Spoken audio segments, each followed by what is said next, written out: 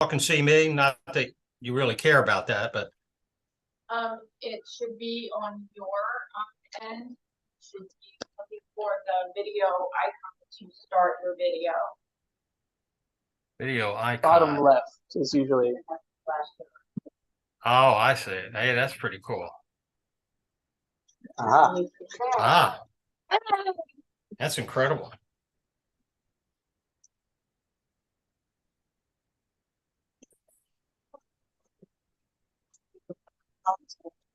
Okay, I think we're ready. We're live streaming, we're recording.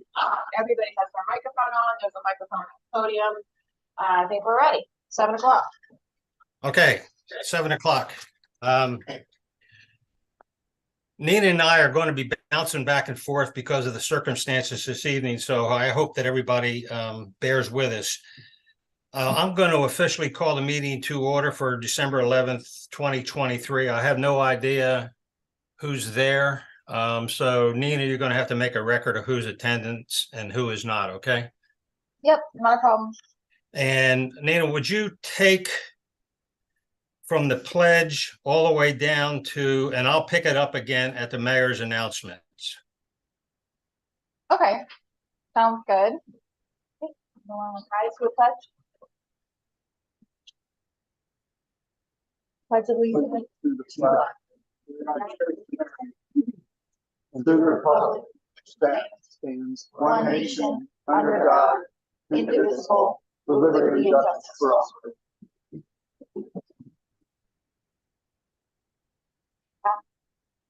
I guess we're going to start with the approval of the agenda.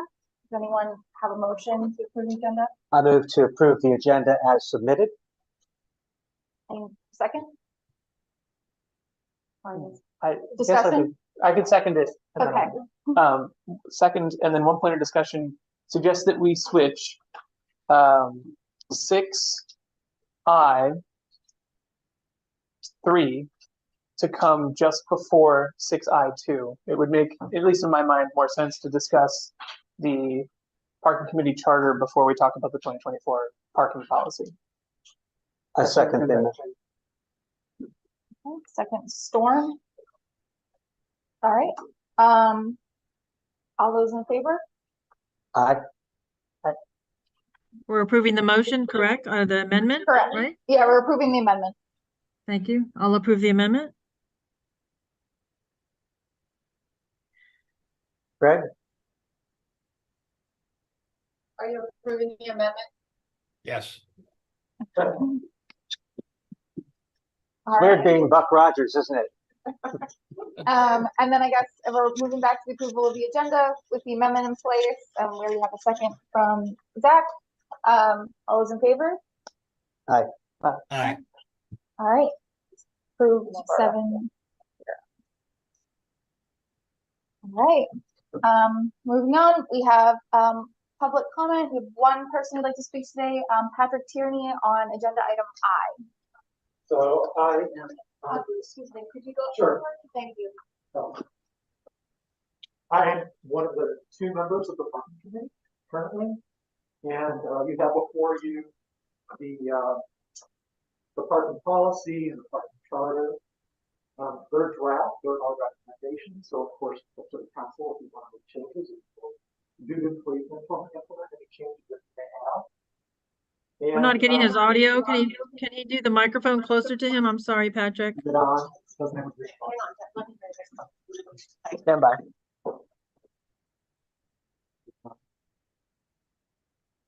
Roberta, is this better?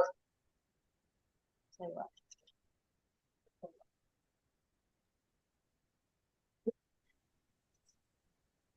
Okay. Roberta, is this better? Yes. Okay. Do you need me to repeat anything? Yeah, just start over from the beginning. Sure. The parking committee has put forth the parking policy and the charter. They're in draft form. They're a recommendation. If town council wants to make changes, of course, you can do so. You're the approving body, and we will dutifully implement any of the changes that you desire to make. I will say a lot of time and effort has gone into this, a lot of thinking, consultation with the chief and Berlissa and Pat Morse. The chief and Berlissa have to implement this. We've talked about the Tang Tag program, which has worked out this past year. We have some suggestions that we changed this year that we think are going to make the program better and increase compliance. And I'm here today. If you have any additional questions when we get to that agenda item, Christian's going to present, but I'd be happy to field any questions that you may have. Thank you. Thank you. Thank you. Thank you. And that's it. That's all we have for public comments. Mayor's announcements next. Okay, thank you, Nina. I only have one announcement. It's kind of, I'm sorry that I missed the event, but I was preoccupied for the past week and a half or so. But I do want to give a shout out for a very successful event that the Parks and Rec Commission put on Saturday, the Cookie Walk. This was an event that was put together by the Parks and Rec, and the principal movers and shakers here obviously were Patty and Zach and the Van Vliets. The Van Vliets, I have been informed, turned the liquor store into almost a cookie shop, and Patty sent me some pictures, and it looked like a great event. They was very, very successful. I ordered 3 or 4 pounds of cookies, and I ended up with probably 1.5 pounds because the sales were so brisk. But I do really wanted to take a minute and extend the town's appreciation, Zach, to you, and I don't know if Patty's in the audience or not, and the Van Vliets for all of the work. And if you've never put together an event from the beginning to the end, you have no idea the amount of coordination that's involved and the amount of personal time that individuals for the benefit of this town put on. And I just wanted to recognize Patty and Zach and the Van Vliets. And I also want to take a minute to also recognize the bakers who made all of this possible. And that was Linda and Karen and Carol and Mary and Barbara and Elaine and Lisa and Berlissa, Kathy, Holly, and Zach. So I understand, Zach, you not only set things up, but you are also a baker. That's incredible. So I probably stole, if Patty's there, I probably stole her thunder on this, but that's okay. I just felt that this was such a successful event, raised over $400 for the children's park. And I'm so pleased and proud of everybody's actions on this. And thanks to all of you. Let me turn it back over to you, Nina. If you would take numbers 2, 3, and 4, and I'll come back at number 5. You take 2, 3, and 4, Nina. I'll come back at number 5. Sounds good. All right. So the next thing for 2 are my announcements. We do have some vacancies coming up. Planning Commission has a vacancy or several vacancies potentially coming up. We will be hopefully filling those at the January meeting. So just wanted to put the announcement out there for anyone that's interested in applying.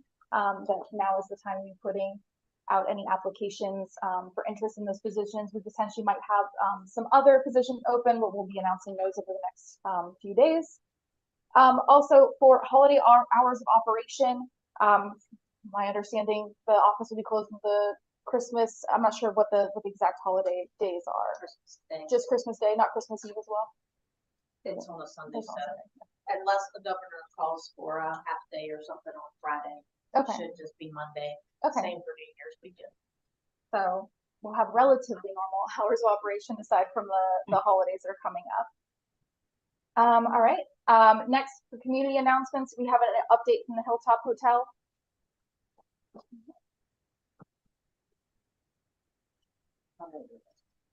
You can just hold it. It's just- Okay. Yeah. Talking to the little man here. Sorry, Roberta. Okay, so my name's Laurel Zemansky. I'm the Hilltop House Hotel Project Manager. Thank you for having me, Mayor Vaughn and Town Council members. So I just want to give you an update of what has been happening on our project. And this past year of our value engineering accomplishments. We are now completely done with a letter of recommendation from our third-party reviewers on our site and grading plan. That was submitted for a permit to the state West Virginia DED 2 weeks ago, and we should be hearing probably tomorrow or the next day if we have the go-ahead for our site plan. Following that is the Yellow House, also known as the old Stanhagen House at 500 East Ridge Street, and that has gone through the comment periods. We're waiting for the letter of recommendation from the third party, and then I will submit that to West Virginia DED for a permit. So it could be possible that we have 2 permits by the end of the year. Right behind the Yellow House is the Lodge plan set, and that has gone through the comment period. We're also waiting for the letter of recommendation. Maybe we could even get it into the state by the end of this year. The main hotel and parking garage is the biggest part, and we have 75% construction documents completed. We just had a page turn event last week in DC, and we're moving quickly. We're hoping to have that ready to start going into comments for the full package in January. So everything's moving along great. We're looking at possible groundbreaking in the beginning of the year. The other item or the other track that's running kind of parallels our financial package. And we had a TIF that was waiting for a vote at the Jefferson County Commission. And I think everybody's aware there was kind of a stall there, but they are now back operating. And I am aware that they have hired an attorney to inform them of the specifics of the TIF. And once they have that discussion, then it will come up for vote. So it looks like a million pieces are coming together, and we're very excited. And, you know, we're going to be accelerating very fast.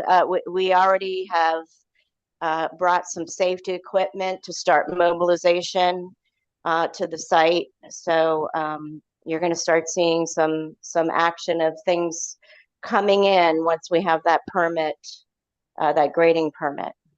So thank you very much. Thank you. Thank you. I have one quick question, just to clarify, is the site plan for 500 East Ridge and the lodge, are those can refer like restoration or construction plans or demolition plans? Yes, they are rehabilitation and construction. And it looks like Roberta also has a question. Roberta? No questions. I had my hand up for to comment on other as part of this agenda item. Thank you. Okay. All right. Well, thank you. Thank you very much. All right. Do we have anyone here from the National Park Service? All right. And then I guess we'll move on to other. I have 2 very brief items just for members of the council and members of the public here. There is going to be an Elk Run watershed meeting here at this location at 3 o'clock tomorrow, and anyone who would be interested in attending is welcome. The other one is mainly for the council. January 10th, the Canal Town Partnership monthly meeting will be in Harpers Ferry at the Mather Center. That's 10 to noon on Wednesday, the 10th of January. And I would love to invite all members of the public, but we're going to be in the smaller Mather room, so we have to limit somewhat. But I've invited the mayor. He's going to be making a welcome to folks, and Ed Clark, the new superintendent of the AT, is going to be our main speaker. So we're excited to meet him and hear from him at that meeting. But council members would certainly be welcome if you're available and interested. Thank you. Thank you. Well, Roberta's had her hand. Okay, Roberta, you can go next. Yes, thank you, Nina. I'd like to just make an announcement. Let us take a moment and notice the Universal Declaration of Human Rights celebrated its 75th anniversary on December 10th, 2023. In 1948, it was proclaimed as a common standard of achievement for all peoples in all nations. Let us remember those as we take a few moments each day now to remember those loss of lives and the many who are still suffering around the world, especially in Gaza and Israel. And I hope that each small town takes up the challenge of the Universal Declaration of Human Rights, which the organization and agency is putting out there for small towns across America, across the world, to make it part of their own declaration. Thank you. Thank you, Roberta. One more. On January 23rd, from 7 to 9 p.m., there'll be a meeting of the Jefferson County Planning Commission at Jefferson High School to talk about their 2045 comprehensive plan. This meeting will be focused on mapping areas of future development in the county. And this, I mentioned this once before at a meeting, but there's a proposed focused development area pretty close to Harpers Ferry that if anybody in the public or on the council is interested, that meeting, it's in the evening, so it should be relatively easy to attend. I plan to get there and provide input. But yeah, for the future of the county, it's an important set of plans. So Zach, give me the date and time again, please. that is January 23rd from 7 to 9 p.m. at Jefferson High School. Thank you. All right, thank you. Does anyone else have anything else they'd like to add? Okay, we can move into the approval of minutes. We're going to start with August 14th. I sent out a edit for the August 14th minutes earlier today. The only change I had made was that I added a detailed breakdown of the discussion regarding the agenda that happened at the beginning of the meeting. So that was, I think, what had been requested to be added to the minutes. And so that has been added to those. I'm not sure if anyone has a chance to take a look at them or, okay. Any feedback regarding that? I want to make a motion to approve Okay. the August 14th, 2023 minutes. I second. Make sure I'm capturing all of this. All right. Any further discussion? I have a comment that I haven't had the chance to continue listening to the audio of this meeting with the minutes recorded, so I probably will have further information, feedback for you once I've completed that. So I reserve the right to amend the meeting minutes in a future date. Any other comments or discussion? All right. All those in favor? Roberta, I'm not sure if your hand's raised or not. Doesn't look like it. Roberta, was your hand raised for that? I vote no. Okay. All right. And then the next set of minutes were for November 13th, 2023. I did receive some notes. And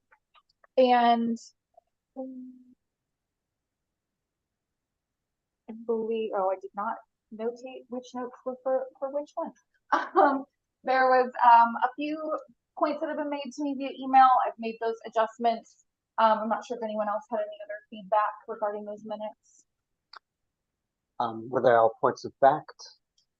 Yeah, they were. I had two questions about who had done the seconds because I wasn't able to hear them on the recording, so I did get feedback regarding that and was able to update that. And then there was a slight adjustment I re-listened to the recording and my interpretation of what I heard was slightly different than someone else's interpretation, but I think their version was correct. So I made that, it was just to the wording on a motion, slightly different. And that was it. I move to approve the minutes of 13th November 2023 as submitted, Oh, as amended. all right. Yes, I Roberta, had you some feedback? comments. I second the motion. And then Roberta, what do you some feedback? Yes, on the vote for the checks over the amount, I voted no. Okay. Thank you. I will make that adjustment. And all right, any other discussion? All those in favor? Okay. And then we have the special meeting minutes for December 4th, 2023. I think it was the only point that I had the vote, one of the votes was incorrect. It should be 5-0 instead of 6-0. I made a typo there, so that has been corrected. And Which one? The first 5-0 or the second 5-0? There's two of them. Let me bring it up.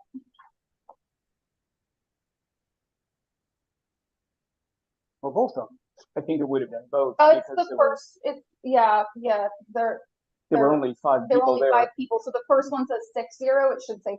I see what you're saying. Yeah. Okay, Yeah, so that was a typo on mine. yeah, that's the deal. I move to approve the meeting minutes of December 4, 2023 as amended. I second. All I have right. some Any other comments. feedback? Yes, I think the time of 10:30 p.m. is also Oh, noted sorry. as a Thank you. change. 6 a.m. It And says I have to abstain or vote no because I was not present. So thank you guys. Says AM here. Did it say a.m.? Let me double Not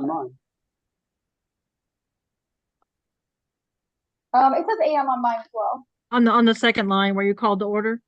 Oh, you're right. Thank you. Okay. Oh, bingo. You guys waited a long time to call that meeting to order. I had to wait 12 hours. All right. All those in favor? I cannot vote yes because I Okay. was not present.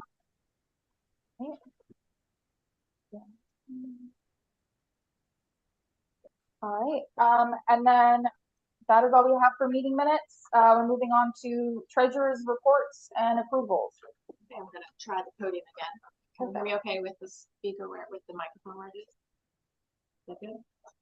Okay, so good evening, Mayor and Council. The financial reports for this evening are closing October 2023, which is 1/3 of our fiscal year.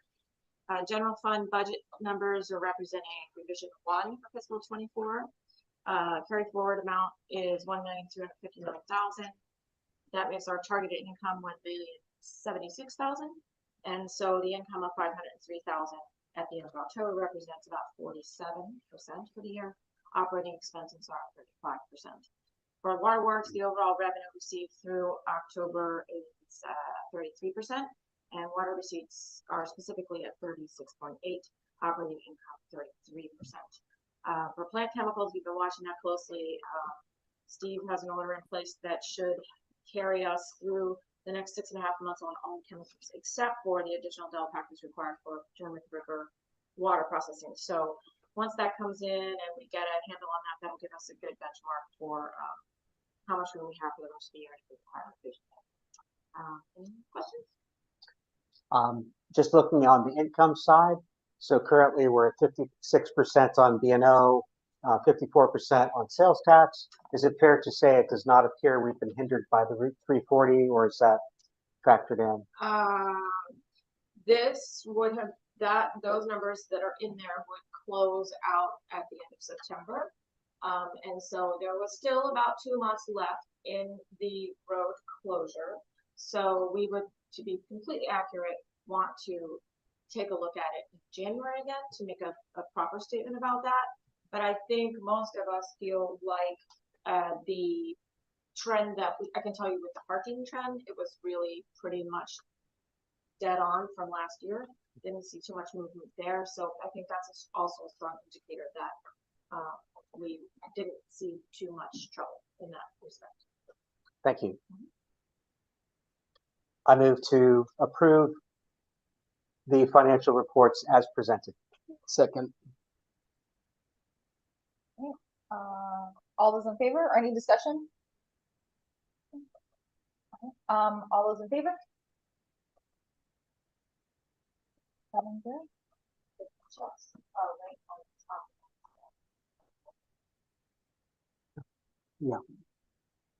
And these, oh, go ahead.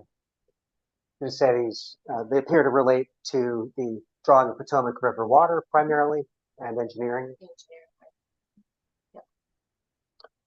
I move to approve the invoices and purchases over the threshold as presented. Second. Any discussion? All right, all those in favor? I vote nay. Okay, thank you, Nina. Town reports, I don't know if the chief is in there, Nina. He is. Okay. Good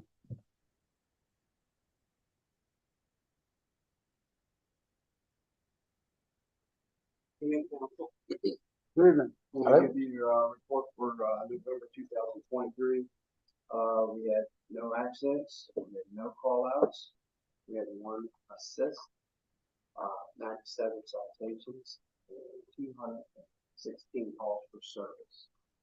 I just want to also receive the prestigious award again to AAA service for providing safe highways and all.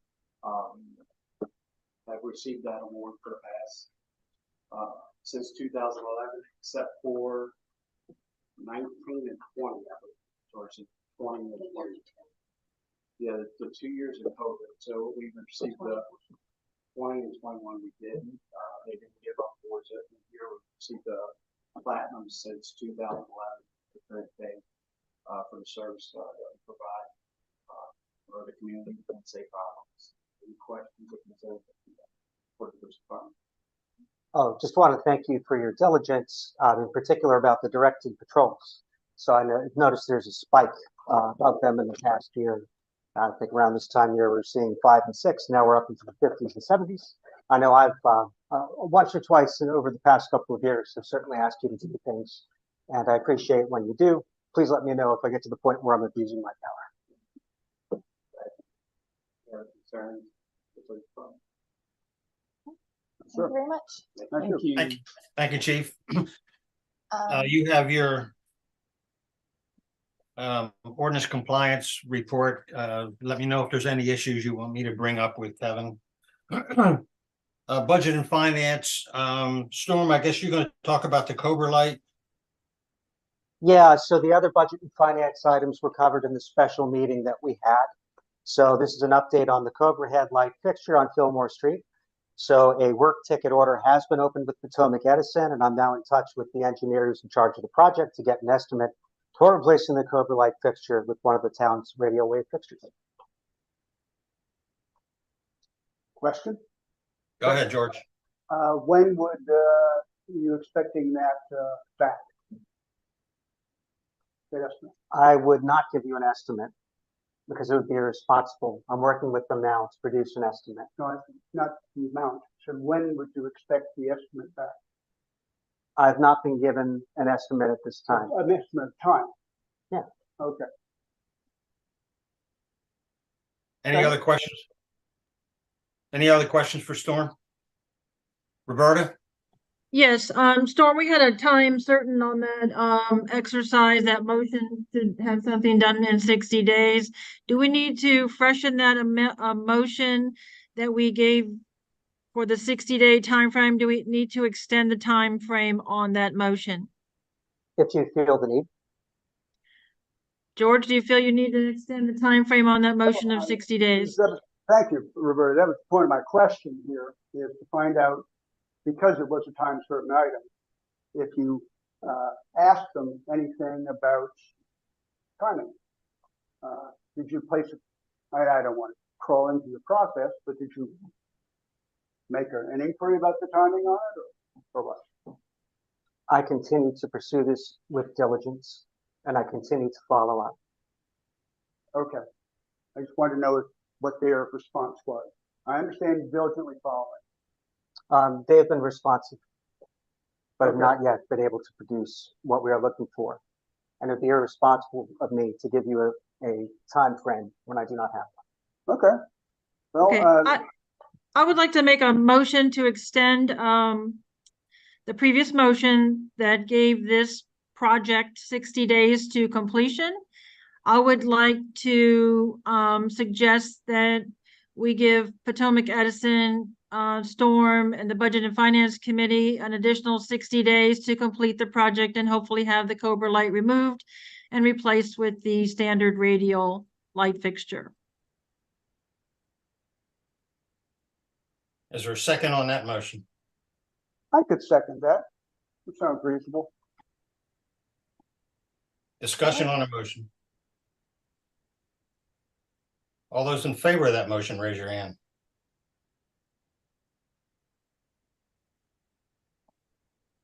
Opposed? 7-0.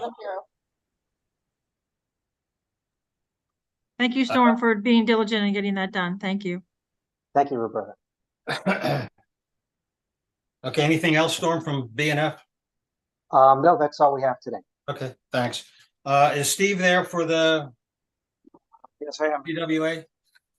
Yes, I am. Oh, there he is. Hear me?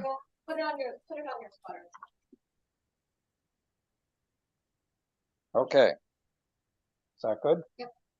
All right, with the water, we pumped 6.1 million gallons. We filled for 3.5. Plant used about 110,000.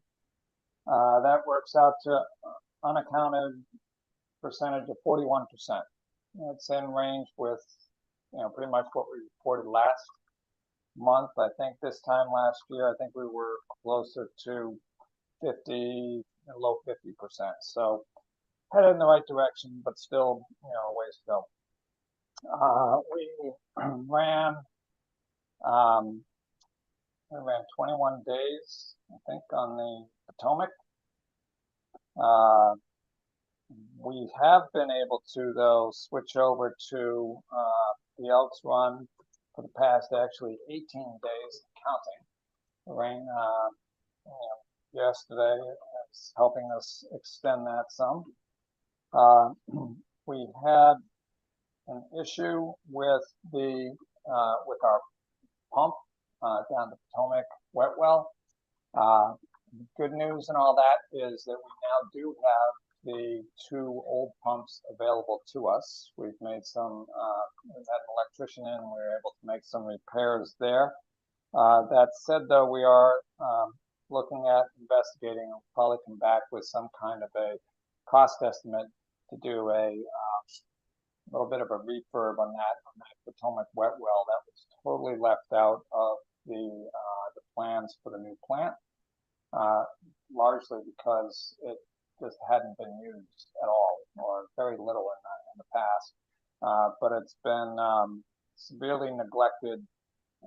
We do have 2 pumps available to us right now, but it got a little bit of a concern back in the middle of November when the pump that we had been using, we didn't have the second one available to us. The pump that we had been relying on all of a sudden dropped in its capacity. We wound up able to blend some Elks Run water with the Potomac water to continue to make the quantity that we needed. But that had us scrambling a little bit to come up with, I won't say a contingency, just a solution. But anyhow, that pump all of a sudden magically is back to its what it had been pumping for earlier. I have no idea why. It's unfortunately stuck under 6 feet of water. I can't get to it without bringing somebody in to pump that water out. But we are working on it. We will put together a plan to go in and replace the older pump with a new one, have the old ones rebuilt, and put in a speed control. But like I said, no action on that will be taken until we bring it to you to explain what it is we're specifically trying to do and what it costs to do it.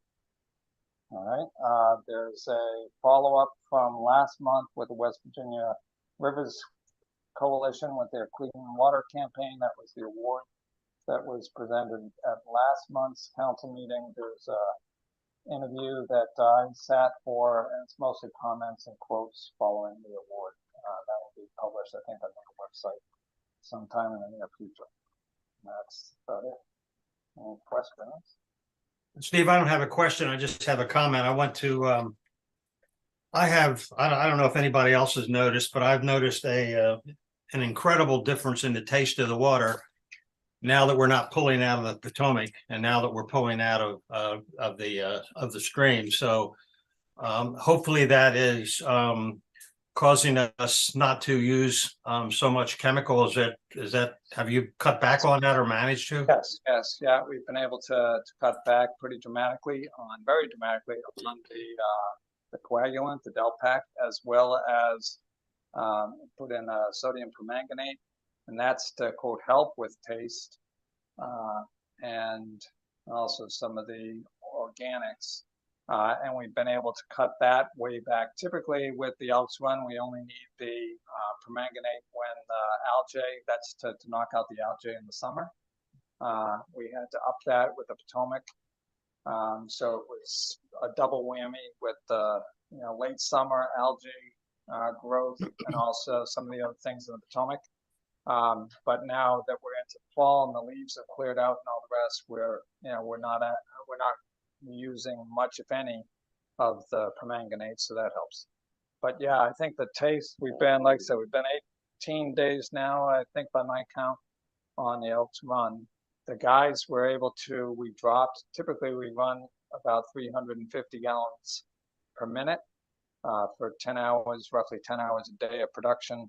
The guys dropped the rate down closer to 310. We're trying to balance the rate with what the Elks Run will give us.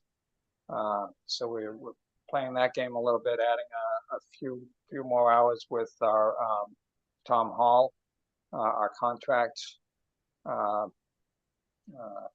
operator. So we're running a few more hours, but we're able to run at the lower speed and continue with the Elks Run and not have to switch over back to the Potomac. So we're kind of managing that as we go. But I think that is that's the reason the water's, if anybody's been noticing, I'm glad to hear that some people have been noticing better tasting water, because there's a reason for it.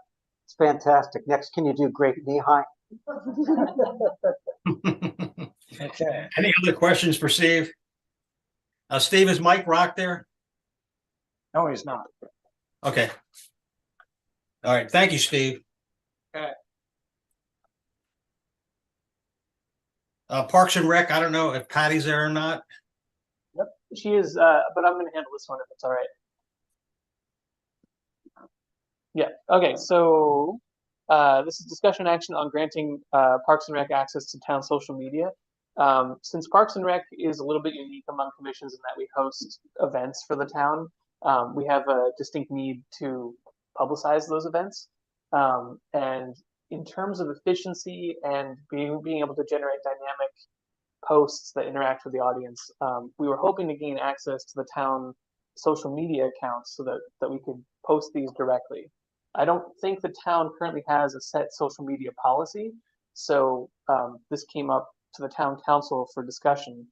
Not that there's anything wrong with the current system. I just think it would enable us to be a bit more dynamic, a bit more hands-on, and possibly generate some more interest in our events.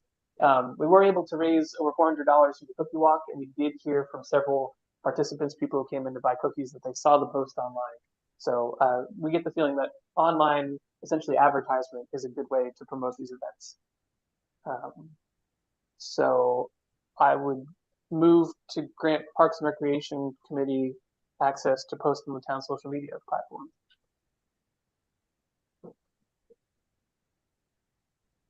I'll second that. Thank you. Discussion on the motion. Roberta, you have your hand up. I'd like to ask some questions. Did we get a second on that motion? I didn't hear if we got a second. We got a second on it. Go ahead with your discussion point. Okay, all right, very good, thank you. Zach, is there any cost associated with this accessing social media platform, and will your access to this social media platforms be linked to our town website? And which social media platforms are you thinking about using? No cost. The social media platforms the town has, I believe, are completely free. I don't know if they're currently linked to the town website, but I imagine they could be, especially after the website is overhauled. And the third part, I'm sorry, could you remind me the third part of the question? Let's see, cost is tied with, oh, which platforms were you thinking about using? We're primarily targeting Facebook. I don't know if the town actually has any others. Yeah, so there's another option where we could ask permission for Parks and Rec to create their own accounts on social media. But since the town already has built a following of folks who regularly check that or get information through the town social media, it would benefit Parks and Rec to be able to just use that voice online to communicate. And you may be able to set up your own page on the corporation's Yes. account. Yes, so there could be a subdivision that way, but I think we would need access to the main account just to make it efficient. And there's also been talk of, in the coming year, revising possibly the secretary role on Parks and Rec to include social media posting and editing of posts in that responsibility. So there's a bit more formality to it. But this is a pretty new thing, so it's not actually captured in the ordinance.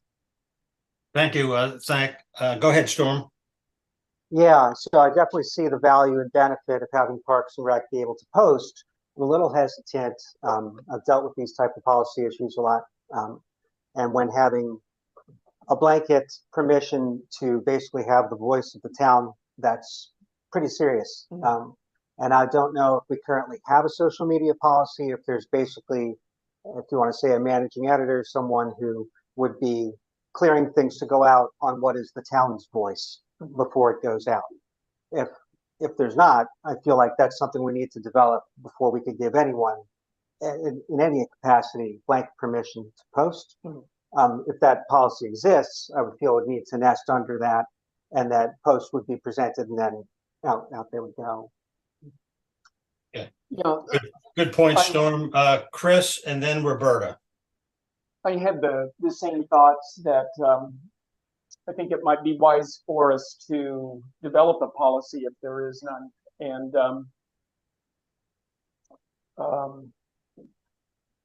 that it strikes me that it may be useful in a lot of town areas, but especially for Parks and Rec. Wondering how exactly if we could. That's part of the room. So I left it up there to be off for a lot of different fine, lots of ideas. You take it. Yeah, I'm wondering if it would be wise to form a subcommittee with Parks and Rec represented, along with other, maybe the recorder. Yeah, probably, I think IOC would be. That's what I was thinking. We could collaborate on something and come up with a policy to present. Yeah. Why don't we have Parks and Rec meet with IOC? There's a motion on the floor currently. Roberta? Yes, thank you, Nina, and thank you, Mayor Vaughn. And Storm and Chris, you make excellent points. Yes, I think maybe there needs to be a policy, and if there's any legal issues. So, Mayor, would our town attorney might already have language that we could look at, adopt, or bring forward to review, and maybe there already is other towns out there using a social media policy that we can borrow or tweak. Yeah, I'll reach out to Mr. Sayer. I mean, he, oversees the attorney for Berkeley County, which is a large county. And I'm sure that they have some type of policy for social media, and I'll reach out to him. Go ahead, Nina. I think we need something a little bit different than like a legal policy. We need more like a series of practices, like Parks and Rec signs off at the end of their messages, sort of a process that we have for approving what events would be posted, that kind of thing. I definitely think we need sort of a legal aspect, but we also just need like a set of process in place for what we decide to be a sanctioned event and how we want that to be displayed on the page. Building on what Nina just said, it's public relations policy is what we're looking for. Yeah. There may be legal dimensions, but it's really best practices with public relations. Yeah, maybe a couple of you on the council can join me with my discussions with Mr. Sayer. I think that would be helpful. You know, Storm or Zach and Nina or whoever, that's fine. George, you had your hand up, sir? I would like to make a motion to amend to have Parks and Rec meet with the IOC to discuss the media policy. Go ahead with your Report motion. back to the council. I think we had to strike the first motion. Yeah, I think it's two different. Yeah, they're two Yeah. different. They are two different. I think Yeah. so. Well, point of information, can I withdraw a motion that's been seconded? I don't know if that is allowed. If the second also does. So I would withdraw the motion if you, And I approve. Okay. So I would Can we like to repeat? make- Can you? Yeah, Can I'm confused. Yeah, a couple of you were coming in garbled, so I couldn't hear what you He said. withdrew, Mr. Morse withdrew his motion and the second agreed to withdraw the motion. The main motion. Okay, any other discussion on the main motion? George? No, I was going to take the next step and make another motion, All right, go ahead. that Parks and Rec, meet to discuss media practice with the IOC, concerning, using social media. Okay, is this an amendment, George? No, it's not the. Okay, main well, we're motion. still, let me finish with the main motion, okay? We've So already that's finished the with new main motion. That's the Yeah. new main motion. The other one was withdrawn already, Mayor. And I would like to amend that motion. I think, do we have to wait? Has for there been a second? seconded? Has it Oh, been there's not. seconded? There's not. I'll second. I'd like to amend, not just to meet with Parks and Rec, but to develop a social media, a town social media posting policy. And to develop a town social media policy. And meet with the I town second that. attorney and the mayor. Oh, hold on. We have to vote on We have to this vote. one unless you're amending this. All right, everybody hold on right now. The only voice that I am able to distinguish is Roberta's. So Nina, you're going to have to take where we are right now up because I have not been able to follow. It's been a lot of garbling. So Yep. go ahead and pick it up where you think we are.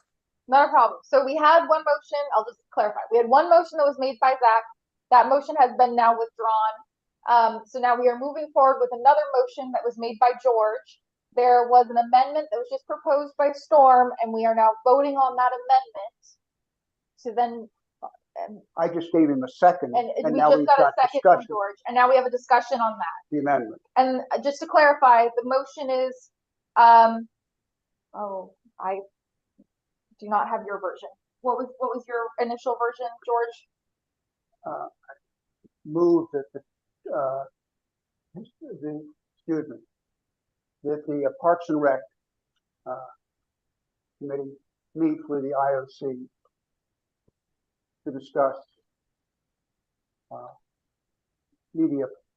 social media practice and report back to council.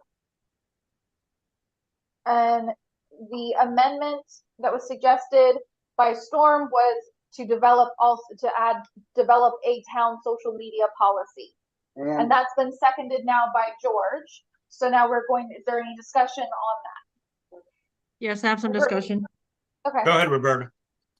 Thank you, Mayor, and thank you, Nina. I think maybe can we consolidate this into another new motion? But I think the discussion previously was that we have a committee formed of the IOC, of Parks and Rec, include the town attorney and Mayor Vaughn in this discussion to come up with the policies and procedures for public relations / social media. I think that's a more complete motion. I think it covers everything. And I would like consideration for maybe that language to be used instead.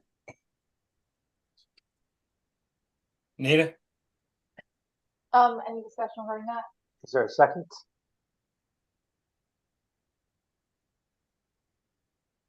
I think there's no second on that one. All right, Roberta? motion fails. All right, so we're back to the original amendment, which was just to develop a town social media policy that's been seconded. Do we have any further discussion on that?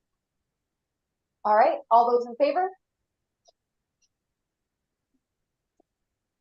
Opposed? Nay. Okay, we have, whatever the count is, Nina, and one opposed.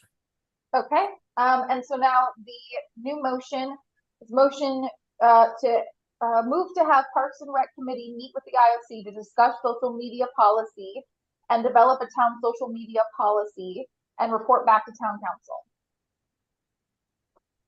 All right, any discussion regarding that? Okay. All those in favor? All those I vote opposed? nay. Nay. Roberta, how are you voting? Nay. Voted nay. Nay. Okay. Right. That is approved. And I think that's all we have for Parks and Rec. Yep, thank you. I think we were looking just to get the ball moving on that, so that Yeah, would thanks, Zach. Thanks for going. Okay. Thank you, Nina. Thank you, Zach. Landmarks Commission, I don't know who is going to do the report. Is Christian or George or somebody else there? I'll take up that, sir. We met and we welcomed a new member, Elaine Adele. We had a leadership vote, in which she was elected president, myself, vice president, and Christian retained the position of secretary / treasurer. George, say that. George, name the officers again. President Elaine Adele. Was that pretty clear? Go ahead. Okay, thank you. Myself, vice chair, excuse me, these are chairs, not presidents, and Christian Petroconis remain secretary / treasurer. We had a vote. Go ahead, George. Christian has added that that remains until the end of January on his position. We then voted to change the meeting time, and we now meet on the second Wednesday of every month at 7 p.m.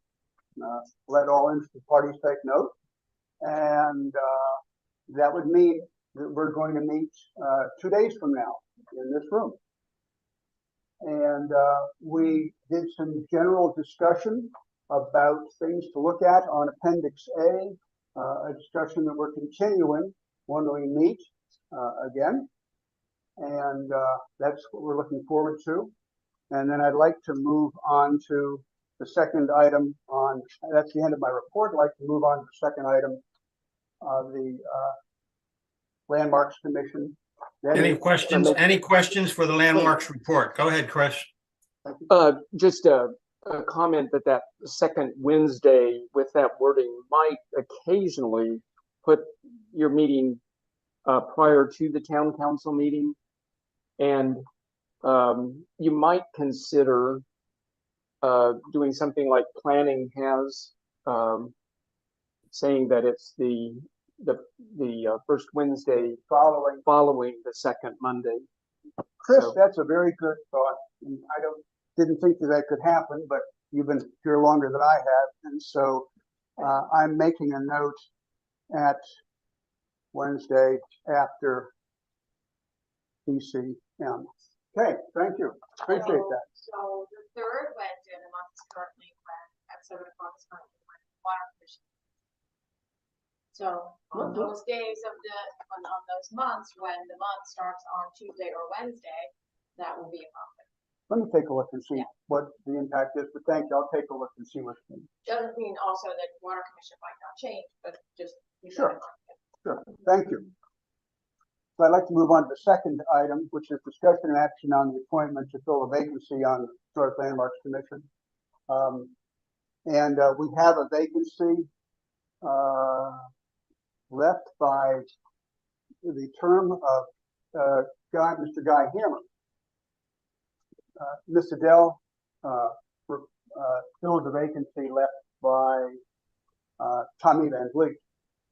So I think Nina, you or our mayor conducts we have a letter of interest from Caitlin McAteer, which was sent out in I believe a timely fashion to the council members. And I'm not going to say anything further about Ms. McAteer, but I think do I make a motion? My memory. No, George, I'll take it from here. Okay. Thank you very much. I thought that. I'll take it from here. Thank you. We do have an individual who has expressed an interest to fill the unexpired term. I don't know when the unexpired term is. Is Patty in there? Does she have the date? If you keep talking, I'll look it up on my cell phone. Well, that's okay, George. Don't worry about it. We can work on that later. Now, the process on this is with the landmarks vacancy is a little bit complicated because we discussed this before. There is a little bit of a conflict between state code and Harpers Ferry. Harpers Ferry ordinance says that vacancies are filled. They are nominated and confirmed by the town council. West Virginia code talks about they are appointed by the mayor. There is a little bit of a discrepancy there. I know that Zach brought up an issue at the last meeting. I'm prepared to work our way through using Harpers Ferry's Article 131, which says vacancies are nominated and confirmed by the town council. Now, that's all that it says. It really doesn't give us much guideline on the process and the procedures. Hence, one of my rationales for a couple months ago to have ORC narrow these types of things down. So as far as the chair is concerned on this, the nomination will go forward for Caitlin McAteer to fill the unexpired term that currently exists. And we'll do a roll call vote on this. Your answer will be either yes, if you support filling the unexpired term with Caitlin McAteer, or your response will be no, that you do not support her. I ask the recorder to go ahead and do a roll call vote. All right. We'll start with George Owens, Yes. Chris Craig, Yes. Storm DeCostanzo, Yes. Zachary Morse, Yes. Roberta Mead Curry. Yes. Oh, okay. And myself, yes. And The mayor Mayor votes Vaughn? yes. Yeah, I vote yes, Nina. all right. Mayor Okay. Vaughn? Yes. Go ahead, George. Thank you. I've looked up and the term expires in question on January 31st, 2026, Okay. according that to our website. Okay, we will move that Oh, into 20 that position. 28, apparently the website's wrong. Okay, And I have a Thank you. second point, that is, we voted, so this is moot. I did some research, some calling around, and I got some pointers about this conundrum that you've indicated in the state law. And the interpretation, the one that the lines that you quoted versus the ones that Jack quoted, Zach quoted on West Virginia Code 826A 4, refer to the mayor does constitute the first Historic Landmarks Commission. And thereafter, then, it states that the vacancies as they come up, and they use that specific word vacancies, which is not used in the first language. The vacancies are then put in place by the governing body. Governing body shall include provisions specifying the method for filling vacancies. So while I do believe I agree with your efforts for having the ORC get us in line with the state. What's been represented to me is that there is no conflict in the state code as the state sees it. What was that source? I spoke to the Secretary of State's office, and he directed me to, we were reading 826A. So, okay. All Thank right, you. with that, thanks, George, for doing that. With that said, that it gives even more credence to my point that I think that these types of things need to be clarified in our own articles so that future town councils don't have this discussion. So maybe, George, there's a way that ORC, you and Chris and Roberta can clean our language up so that it's a little bit more user-friendly and understandable when you're reading the ordinance and trying to apply it to a vacancy. Okay, any other issues, George? I see Roberta, go ahead. Yes, and I'm going back to George's first comment made today on the HLC where he changed the date of the meeting. I do not see anything in our ordinances for HLC to have a conflict with changing their date, so therefore there's no ordinance change for them to call their regular meeting at a different date. That's Okay. good news. Thank you. Planning Commission, Zach? Yes, Planning Commission report. We've met a couple times since we last had a town council meeting, most notably with the West Virginia University consultant on our comprehensive plan. We spent an entire special meeting discussing the first two focus areas, which are historic preservation and infrastructure. Basically looking at all of the data that was collected from our surveys and through the open house, as well as all of the goals that were set forth in the 2013 comprehensive plan to see what has been accomplished and what needs to sort of be re-upped into the next decade. So our plan is to have a series of these meetings that focus on a couple focus areas into the new year and hopefully have a draft plan ready early in 2024. Yes, so our next meeting with the WVU consultant will be a special meeting late January. I think I don't have the date. 8th of January. Sorry, late in January. I don't have the exact date written down, but I will get that and email it out. Yes. Can we move on to? Yep, sorry. Just a question, kind of a question, kind of a comment.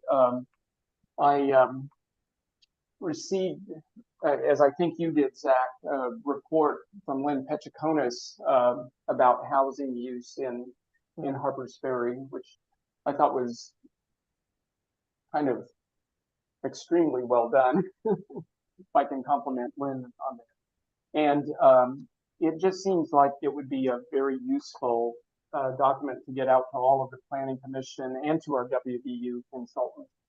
I think it, a lot of talk has been tossed around in recent months and years about how our housing stock is used and not used. And it was just nice to see that put into black and white and actually see a kind of a pie chart of it. Yeah, and one of our other focus areas coming up will be, I think it's land use or it's something along those lines. So I'll make sure that everybody has that report for discussion on that. Great, thank you. Yeah. Okay, is it all right to move on to G2? I'm not sure. Yeah. Go ahead. So G2 would be discussion and action on appointments to fill expiring terms on the Planning Commission. I think there were a couple letters of interest to fill spots. So there's 2 spots that are coming up for vacancy starting January. And so this would be our chance to fill those 2 spots so that we can continue having both our regular Planning Commission meetings and our off-cycle comprehensive plan meetings smoothly. So. Okay, I'll take it from here, Zach. Thank you. Roberta, before I go forward, do you have something you wanted to ask Zach? No, thank you. Okay, thanks. All right, so we all have before us a letter of interest from Zach to be reappointed to the Planning Commission. And I'm glad that we got that letter. Let me just talk about the process for a minute real quick. And again, I want ORC to focus on this also. Article 133 of the town ordinance states that vacancies are appointed and confirmed by the town council, period. That's all it says. West Virginia Code 6A-2-3 talks about nominations are made by an administrative authority and confirmed by the governing body. If the governing body and the administrative authority are the same, then they were appointed and confirmed by the governing body when the administrative authority and the governing body are the same, period. So with all that stuff said, I'm just going to put the nomination of Zach on the board for the town council to approve. And this is something I believe ORC, Roberta and George and Chris need to take a look at also to straighten out this language, because there is a little bit of confusion there. And we don't need to go, or future councils don't need to go through this again and figure out which one takes priority or whatever. So anyway, what we have before us is the reappointment of Zach to the Harpers Ferry Planning Commission. That's the nomination. Your answer when polled by the recorder will be either yes if you support the reappointment of Zach, or no if you do not. Would you call roll, Name? One moment, George had his hand raised. Do you have a comment, George? I had a comment on this, if I may. Go ahead, George. Thank you. Nina had mentioned at the beginning of the meeting that we would perhaps do this in January. And I understand it is it perhaps as a courtesy. There is no, by the way, I put this question to the state, both to ethics and to Secretary of State, and there is no waiting period on nomination. But I understand the point of a currency, of a courtesy that she mentioned about waiting until January. I would like to emphasize that we ought to fill this position because we do want a continuity of leadership from now through January, even up to the council meeting. And I think that it's for that reason this is compelling to reappoint Zach Stevens. Thank you. I didn't get a thing that George said, so somebody get closer to the microphone, or Nina, could you elaborate what George just said? I can clarify. Basically, I was under the impression that this had been postponed to January, but it is on the agenda. And so George, when I had spoken with George previously, had said that we had postponed it as a courtesy for more people to potentially apply for the position, but it's on the agenda, so we're just moving forward. Okay, so obviously there's no issue then of going through the reappointment? No issue. Okay. All right, then with that said, Nina, go ahead and call roll, okay? All right, George Owens? Yes. Chris Craig? Yes. Storm DeCostanzo? Yes. Zach Morse? Yes. Roberta Mead Curry? Yes. And myself, yes. And Mayor Vaughn? Yes. All right. Thank you. Okay, thank you, Zach. Where are we now? I think we had 2 letters of interest, so I think we're still on G2, discussion and action on appointments to fill expiring terms. There's a second seat that's coming up.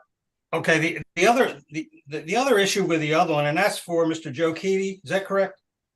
Yes. Okay. The only issue I have with this, Zach, is the fact that we don't have an official. I have not received anything from Mr. Ken Dill as to whether he wants to be reappointed or he does not want to be reappointed. So, I mean, I would hate to reappoint or to appoint Mr. Keaty, and then we get an 11th hour letter of interest from Ken Dill, whose appointment is not up until the end of this month. So I'm just thinking aloud here, and feel free to jump in. Maybe it might best suit us to take this vacancy, Joe Keaty, and handle it at the January meeting in deference to Mr. Dill. Any thoughts on that, Zach?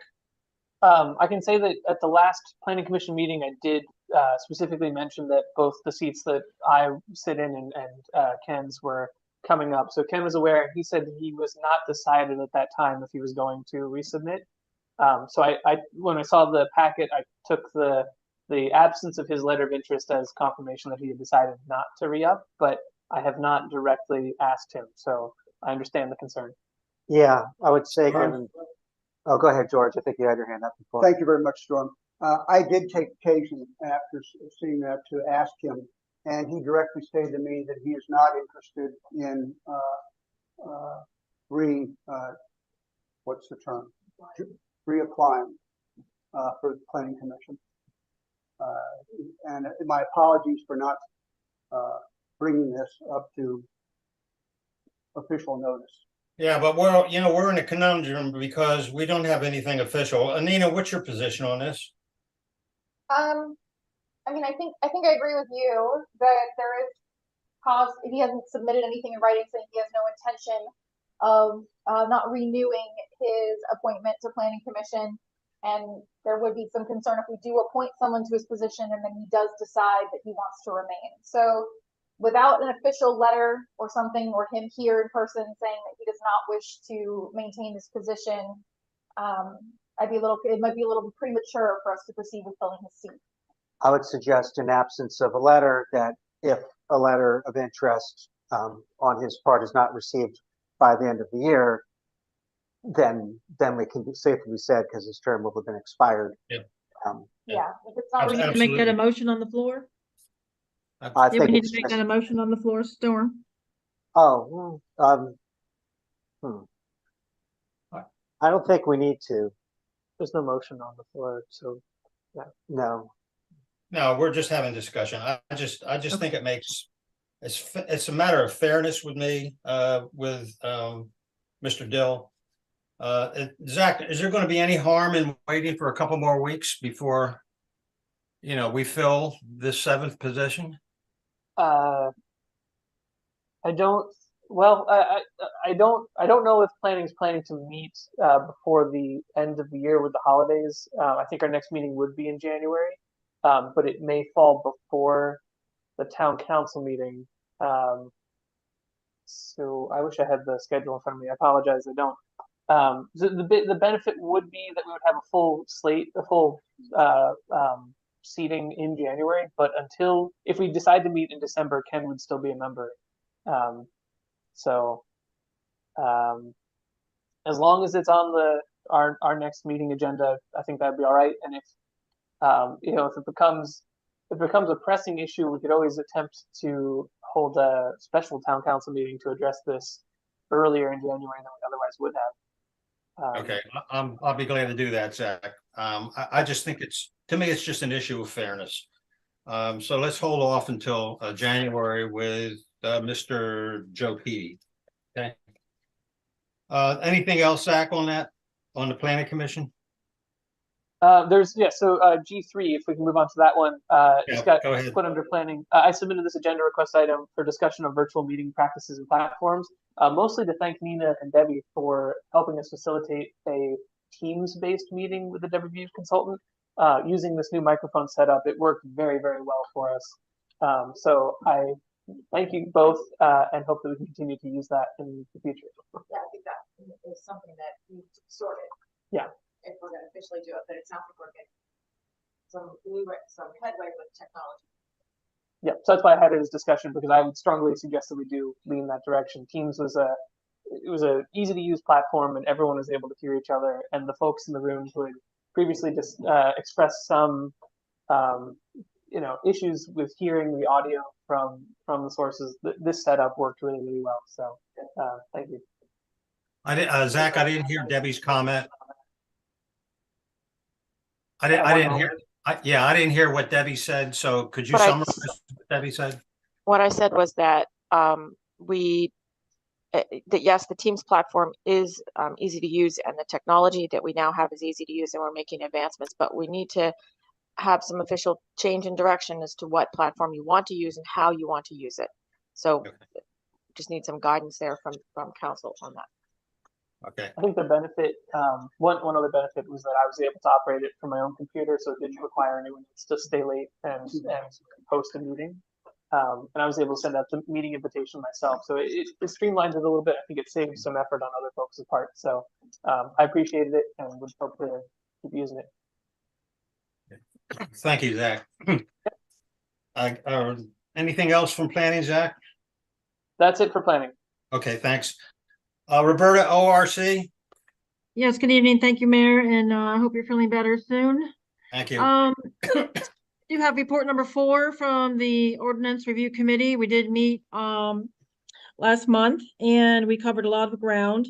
And I'll get right to some of the particulars. We are continuing to look for some updates to our database and information. Unfinished business, our ORC mission statement. I had asked the ad hoc committee chair if we were going to have something tonight put forward on maybe getting at least 3 out of 3 mission statements approved tonight. I don't see that on the agenda, and maybe he can follow up with that, but I was under the impression that we might have an ORC mission statement and maybe a BFC mission statement and IOC mission statement approved tonight. So I'm disappointed that that didn't get on the agenda as hoped. So ORC can move forward if there was anything that needed to be codified on those 3 items. In regards to codifying ordinances for Article 735, we did have directions from the previous meeting minutes. I believe that was August 14th meeting minutes, that the town council did ask ORC to move forward on that and to assist with clarifications on definitions. So we're continuing to move progress on that. We have decided to have Parks and Rec come back into our next meeting to clarify more concerns on how they want us to address their issues. In regards to Articles 133 and above on committee appointments and commission appointments, we have been doing some very good homework. It is a lot of information, Mayor, and we do have that laid out for you. Roberta, excuse me, can you, I think you're turning away from your microphone and we're losing you. Can you make sure the microphone turns with your head? Yeah, I'm sitting right in front of my laptop. My microphone's in my laptop, Chris, so let me know if you're not hearing me. I appreciate that. I'll speak more slowly. We have our ORC had a workshop regarding the Harpers Ferry Code of Ordinances and the West Virginia Code of Ordinances. There are a lot of parallels where the town council appoints, the town council confirms, state code says, West Virginia code says, town council appoints, town council affirms, and sometimes they say governing body appoints, governing body confirms, governing body nominates. So it's really a study of semantics using the 3 words nominate, appoint, and confirm, and then how the vacancies are taken care of. So we have done the parallel studies, and I think we're ready for the next step. And what we have discussed our next steps to be are 3 motions that I'd like to put on the table tonight. And with the assistance of my 2 other ORC committee members there tonight, I'm gonna go with the first motion. Point of order, there's no discussion and action. Well, there should have been, because that's the way I put it in my report. And there was, every time I put together a report for the ORC, I always put on my Point of order, it must be on the agenda agenda. item request. Excuse me, let me have the floor, please. Point of order, it ahead. supersedes. Which state your point. Point of order, if the agenda does not indicate discussion and action on a particular subject, it may not be taken up. Well, that's a very poor disappointment, because every agenda item I put forward to this town council and every agenda item request I put forward for the ORC has discussion and action on it. If it doesn't get on the agenda, that's a gross misinformation, and that's a gross error, and that is a gross, how do you say, duty that I cannot move forward with my committee. And I think if you're going to hold that to it, I don't see anything on parking committees report, under their parking committee report, discussion and action. I don't see anything on the planning commission report that says planning commission report, discussion and action. So you know what? I think I am being squashed. This ORC is being squashed on getting things done. The mayor is asking me to get things done. He said it 3 times tonight. I am ready with motions to get the town's work done and the mayor's requests done. Okay, thank you. Thank you, I'd like Roberta. to move, no, sorry, I'm Oh. not done with my report. I'd like to move forward with my Correction, report. Roberta, you're out of order right now, and I tell you, we have a point of order raised on the floor.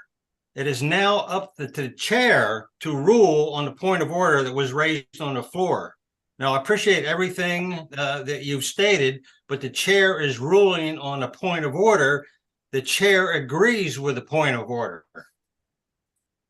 I think this Now- town council is out of order itself, and they're Okay, thank denying you. the work of the town, and they're denying the work of the ORC Nope. to move forward. Roberta, no one is- I'd like to make a motion that the special meeting be called for the ORC to get their work done, like you've asked, Mayor Vaughn. I'd like a majority vote on a special meeting to come forward on the agenda items I had to put forward for this ORC to get our work done. Roberta, This is I very am not, disappointing. okay, This is very Roberta, disappointing. I have the floor now. I am not ruling on anything other than a point of order that was raised by a member. The member raised the point of order. The chair pondered the point of order. The chair agreed with the point of order, period. Now, I will consider holding a special council meeting to resolve this issue. Other than that, you're not to take, we can't take any action. How that came about, I don't know. I apologize. I'll take the hit for that. I can see what the issue is.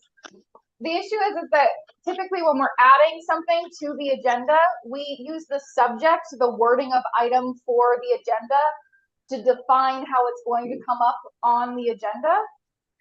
And it looks like the box is being selected for town council decision/action, but the subject, the wording of the item for the agenda does not include decision/action within the subject. And I think that's where the mix-up is coming, is that when it's being added to the agenda, the subject is what's being put as the request, but under the type of agenda item you're requesting, you're selecting decision/action, but that doesn't dictate how we are wording it when it's being put in the agenda. And it does say at the bottom of my agenda item request, motions, wording for the motions to be determined. And that leaves the door open, and I have filled out every agenda item request the same. Every other member I see fill out their agenda item request says the same thing at the bottom, especially the Budget and Finance Committee, who also does the same thing and is allowed to have several motions done under their committee or commission report. I do not understand why I constantly submit agenda item requests and they are being constantly refused to have the town's work done, my committee's work done, and my own work done.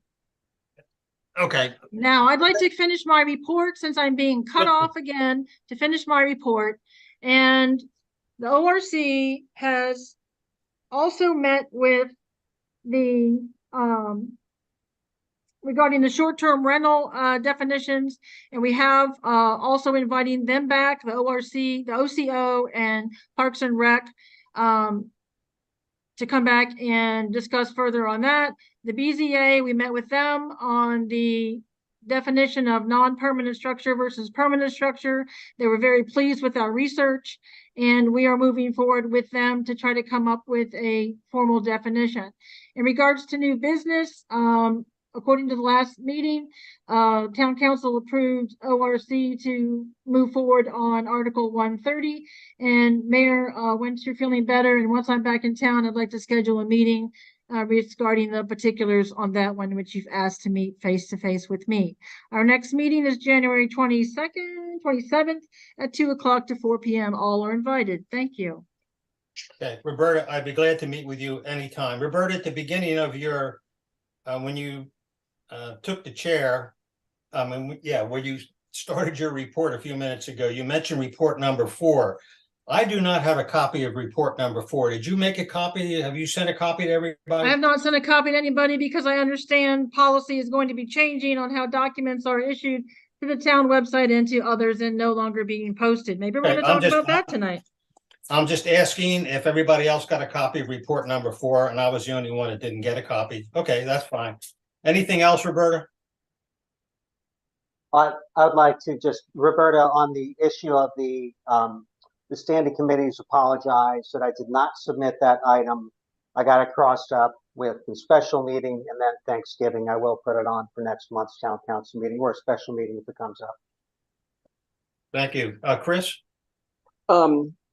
Roberta, just to move things along, I'm wondering if we could proceed without a motion, just expressing where you were heading is that ORC agreed that we needed some legal advice. Chris, I'd rather refrain from this and let's do it in a special meeting because I'm very disappointed and I'm not going to take any more of this town council's time if they don't want to listen to the ORC and give the ORC adequate time to do the work that we have done so diligently. You and George and I have worked very hard to get this work done. And I would like the mayor to consider, along with the majority of this council, to call a special meeting for the ORC work to be done. Thank you. Thank you, George. I was going to say thank you very much. I was going to say I agree, Chris. We got to move forward with this stuff, and Roberta, I really do think it's the kind of matter to need a special meeting. You're stuck for various reasons down in the further south. I volunteered to meet with Nina and the mayor to try and get a meeting going with this material because we do need to move forward on these ordinances. I agree with you, and it's going to require some motions. That's just the fact of the matter. So I had requested that, and I'm disappointed I'm not getting able to do this. And we're going to get attention to this. I appreciate your work. Thanks. Thank you, George. Thank you. Anything else on ORC? Just note, I am very disappointed, and I do want that stated in the record on the meeting minutes that the ORC chair is very disappointed that the agenda items that they want to move forward and get the town's work done is being thwarted and refused. Thank you. Okay, nothing's being thwarted, nothing's being refused. Parking committee, who's going to present the parking committee report? I'm just going to go straight to our report. All this thing. Chris, Christian, you're gonna have to talk into that microphone because I can't hear you. Sorry. Okay, so I've written this down, and our report revolves around our charter as well as our 2024 parking policies. So I'm going to read this just to stay accurate.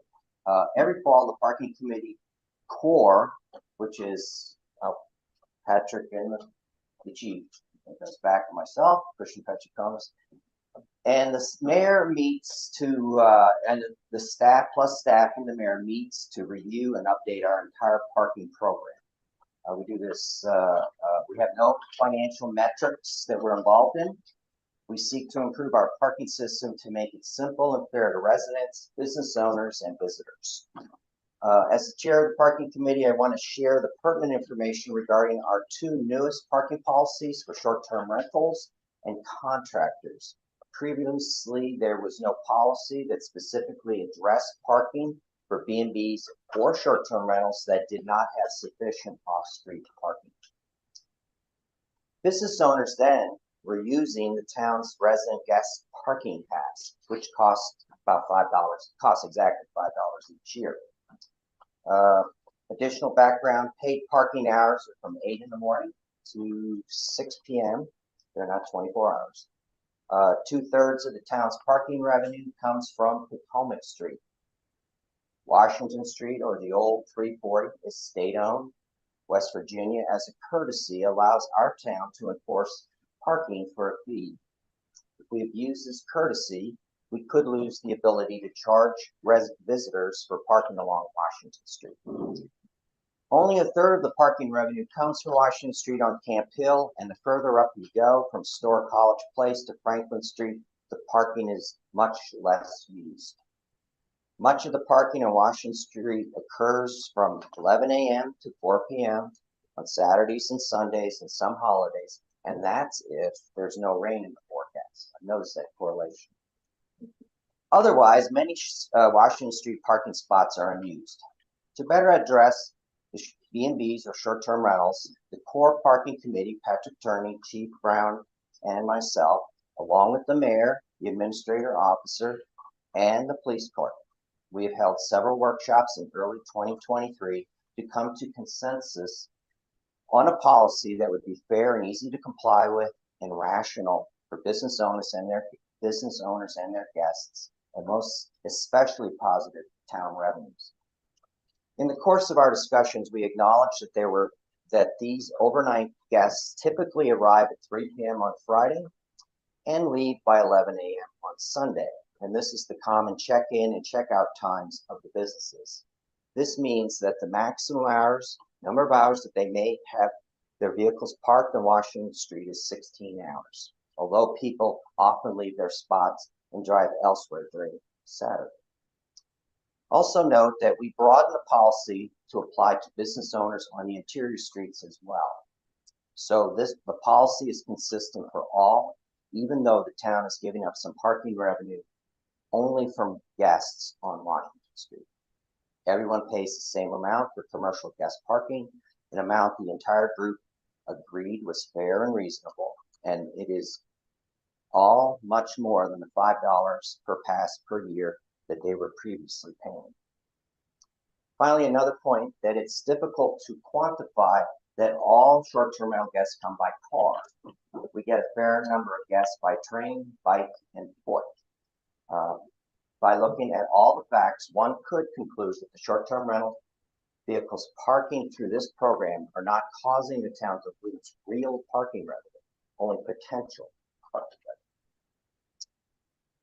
The core parking committee consists of Patrick Turney, Chief Brown, and myself, and had 4 committees. That's the only people working on this. This is on the charter. The 4 committees, we had 4 committee meetings to develop a parking committee charter.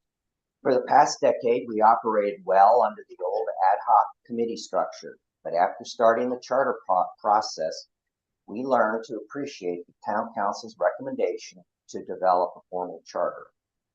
It was not a smooth process, as we had many hiccups and hangups, but we finally created what you have before you. We would appreciate an up and down vote. If there are questions, Patrick and I are here to answer them this evening. If there are major changes requested tonight as a courtesy to the committee, let us take them back under advisement to do our best in our next parking meeting to resolve them. We will then come back in January to the town council for final approval. And that ends my report. Yes, the child care center. I almost forgot. Thank you, Patrick. The child care center has asked the town for additional parking. This is the Harpersferry Hillside child care. And we looked at it with the chief. Chief had concerns about safety, so we went and did a ride and drive down there with the chief, Patrick and I. We looked at it. We could see there's a definite safety issue with parking, additional parking to be parked perpendicular. Is it Rose perpendicular? Parallel to the fence line of the Hillside Shelter Center.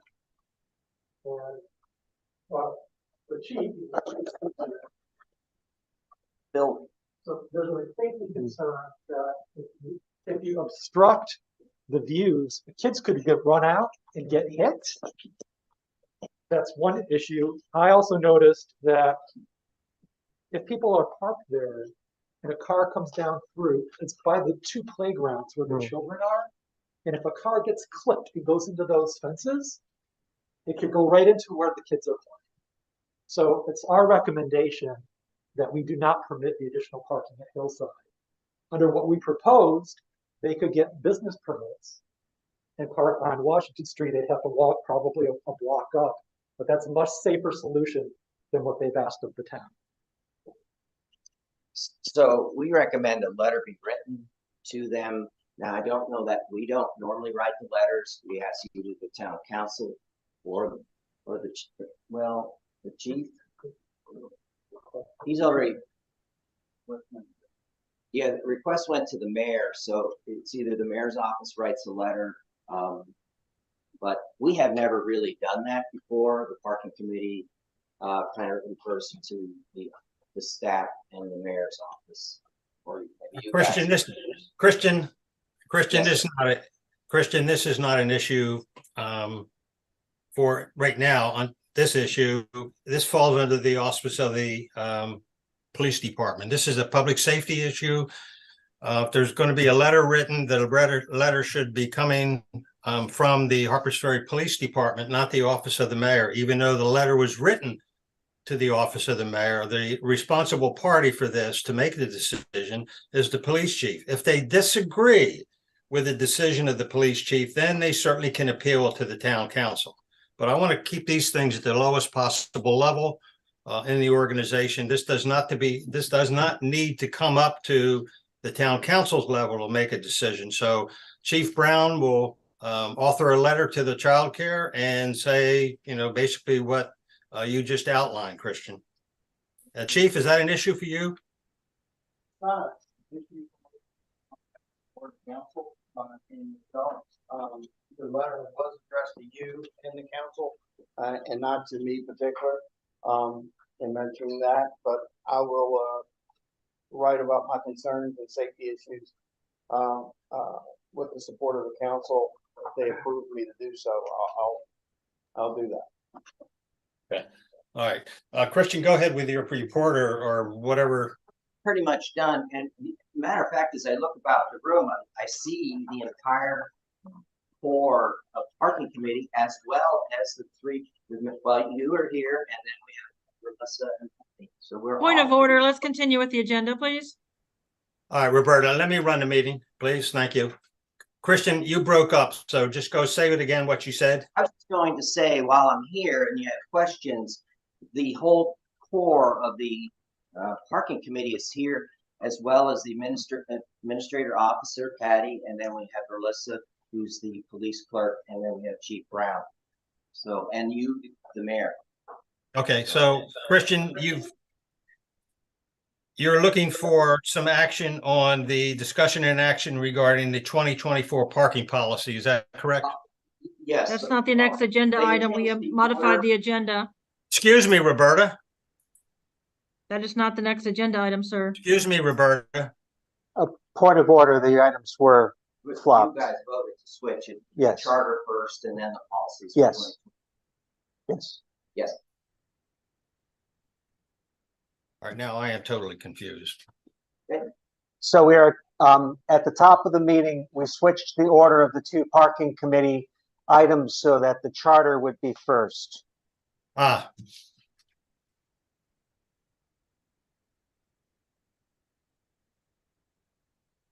I had one question.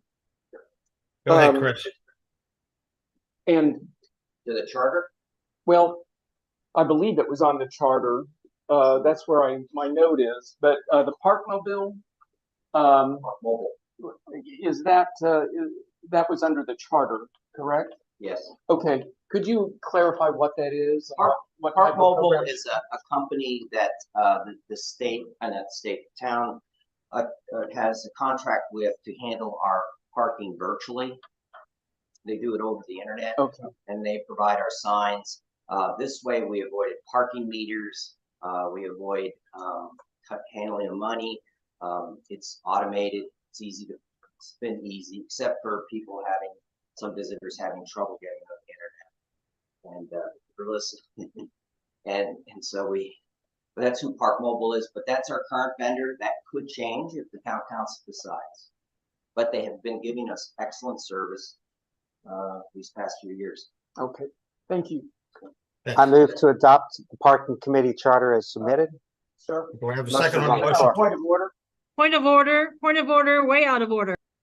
excuse me. I have a State of your order. point. State your Thank you. point.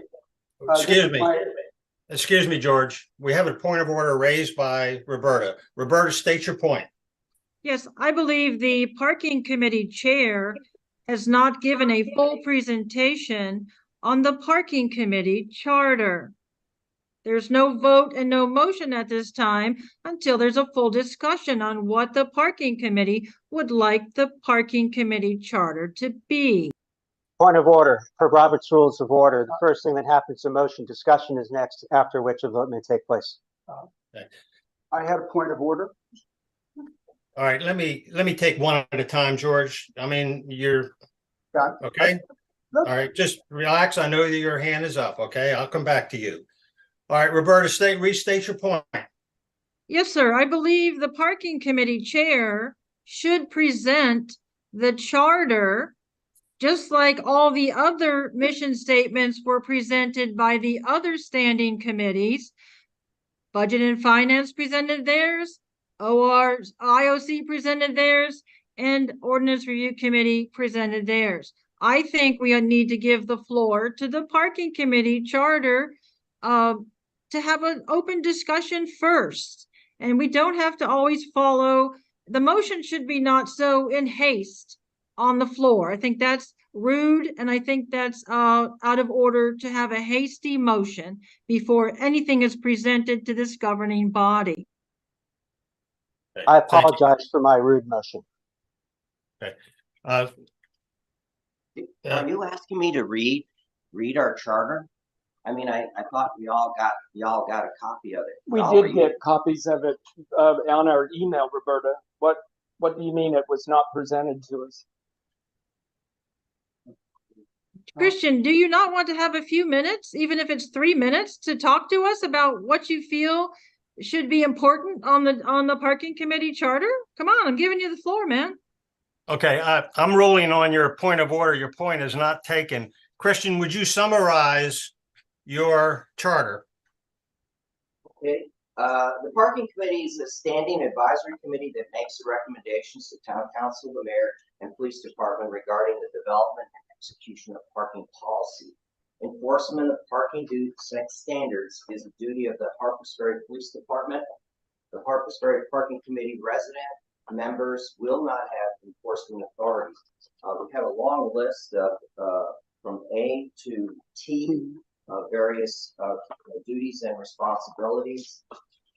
I mean, I'll go through them real quick. The parking rules and policies to the town council. We recommend parking rules and policies to the town council for consideration and approval.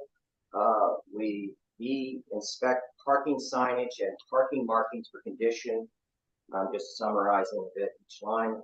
3, we recommend that the mayor approve Harpers Ferry parking committee requests for work orders to install, relocate parking signs and various maintenance. D, the Harpers Ferry Parking Committee shall submit funding requests for parking supplies to the Budget and Finance Committee.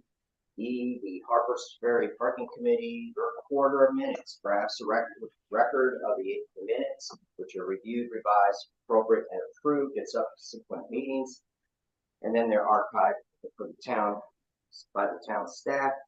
F, monitor the Park Mobile or other similar service providers' website for parking performance. G, work directly with the mayor, police chief, and police clerk to address parking complaints and enforcement issues. H, hold regular parking meetings quarterly on the last Thursday of the month of January, April, July, and October as practicable. I, special meetings may be called by the chair or 2 other members of the parking committee. J, to conform with the West Virginia Open Governmental Meetings Act, meetings will have their meeting agenda posted and will be open to the public for comments. K, the chair will make a quarterly report to the town council, much like this, concerning the operation of parking. L, prepare, publish, and distribute information to inform residents of the Harpers Ferry parking rules and policies. M, implement with the police department staff an updated resident decal program at the beginning of the year, and implement with the police department staff a hang tag program at the beginning of the year. O, if necessary, prepare an annual budget and submit to the Budget and Finance Committee. P, if necessary, establish an advisory committee or committees. Q, conduct research of other municipalities' parking systems to improve our parking program. R, make recommendations for special or temporary services and professional counsel with the approval of the Budget and Finance Committee and the Town Council. S, the meeting of the Parking Committee and conduct the meetings of the Parking Committee and conduct of its members must adhere to all West Virginia Code in Chapter 6B, Public Officers and Employees, Ethics, Conflicts of Interest, and Financial Disclosure. And T, resident members of the Parking Committee may be removed in accordance with the Harpers Ferry ordinances. Now, membership. The Harpers Ferry Parking Committee consists of 2 Harpers Ferry residents, Resident 1 and Resident 2, who have staggered 3-year terms. Initially, Resident 1 will be appointed for a 1-year, 6-month, and 6-month term, and a 3-year term for subsequent appointments. Resident 2 will be appointed for a 3-year term, and subsequent appointments will be for a term of 3 years. Harpers Ferry residents interested in serving in the Harpers Ferry Parking Committee must submit a letter of interest to the mayor, which will be shared with the Town Council. The Town Council approves appointments to the Parking Committee. The mayor, 1 Town Council member, and the Chief of Police serve as ex officio voting members of the Parking Committee. The Parking Committee shall have a chair who is elected by the committee at the first meeting of the year. Thank you, Christian. Thank you. Thank you, Christian. We have a motion on the floor to approve the charter as presented. Is that correct? Point of order on that point. sir. Excuse me, George. I'm asking a question. Is that correct? Do we have a motion to approve Yes. the charter? Has not a motion, Nina, been made? It was started. I don't know if you finished it. The motion was made. The motion was made, yes. I don't And I believe it was second. seconded. And do I have a second on the motion? Yes. I second. Okay, second from Chris. Do we have a discussion on the motion? Make a motion to amend. Roberta, then George. I'll yield to George and then I'll go to me. Thank you. Okay, thank you. George, I have a motion to amend. state your motion. Okay. Pardon the rustling papers here. Okay. Ordered. I make a motion to amend the Harpers Ferry Parking Committee Charter main motion with the following. Can I be heard, Mayor? I can hear you. Mayor, can you hear me? Go ahead, slow. Thank you. Okay, as with the following, under duties and responsibilities, which is the second section, item C, replace mayor with first the planning commission and then the mayor and town council. So for those of you who are not looking, excuse me, I'll read this one end to the other and then offer an explanation. Comma, delete P and change the headings to end in S. Sorry. And delete P and change the headings to end in. Is that paragraph P? Excuse me, Roberta. And end in Thank you. S. Take There you picture go. of this. Thank you. Sure. And I have another one for you, Chris. Thank you. Okay. Under membership, delete all and replace with, quote, membership and terms of service.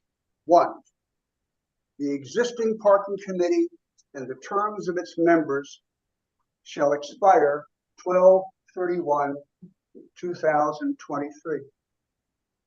The new parking committee, known as HFPC, and the terms of its members shall begin January 1st, 2024. 2, the HFPC shall have 3 voting members, all of whom shall be Harpers Ferry residents. 1 may be a town council member. I'm going to repeat that and emphasize the word may. 1 may be a town council member. The chief of police shall serve as an ex officio non-voting member. 3, the terms of service for voting members shall be 3 years, initially staggered from January 1st, 2024, as 1, 2, and 3 years in length. Number 4, the HFPC shall have a chair, a vice chair, and secretary, all of whom will be selected by a vote of the members annually at the January meeting. 5, all voting members of the HFPC shall be nominated by a town council person and appointed by a majority vote of the full town council from qualifying person or persons who have submitted a letter of interest to the town clerk and report. And finally, 6, vacancies shall be filled with an unexpired term only in the same manner as the original selections are made. That's my motion. Is there a second on the amendment to the motion? I second it. Is there a discussion on the amendment? I have discussion. Go ahead, George. Thank you very much. The changes to duties and responsibilities reflects the fact that I believe in having signs put up around town, we need something more than the approval of whoever's occupying the mayor's position.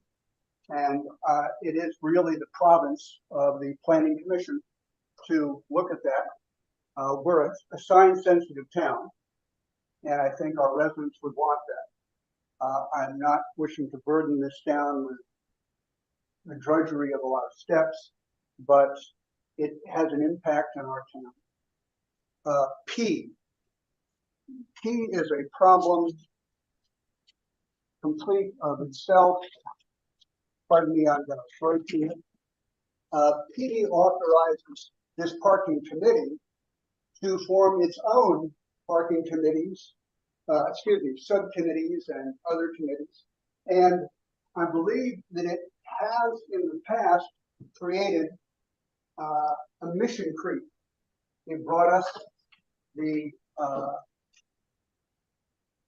overhead, arguably, put the word arguably in there, arguably the overhead street light.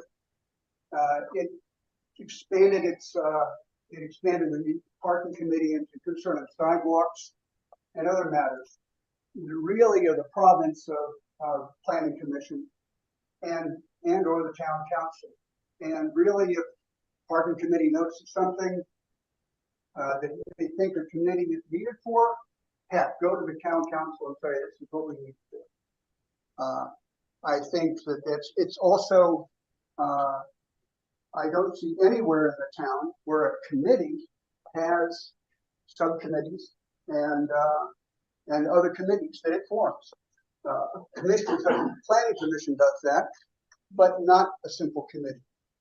Under membership, I've discussed this up and down since I've been attending parking committee meetings. I've heard what was in the offing, and I get a consensus of folks that say the police chief performs a valuable job in the enforcement area, and the policy area is for the members of the parking committee.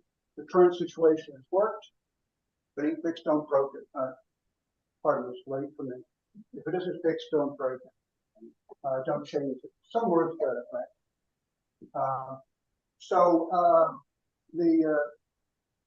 The police chief should remain as a non-voting. As to the mayor being a voting member, that to me goes and mixes up the sort of separation of powers. And really, this is a committee that makes recommendations to the council.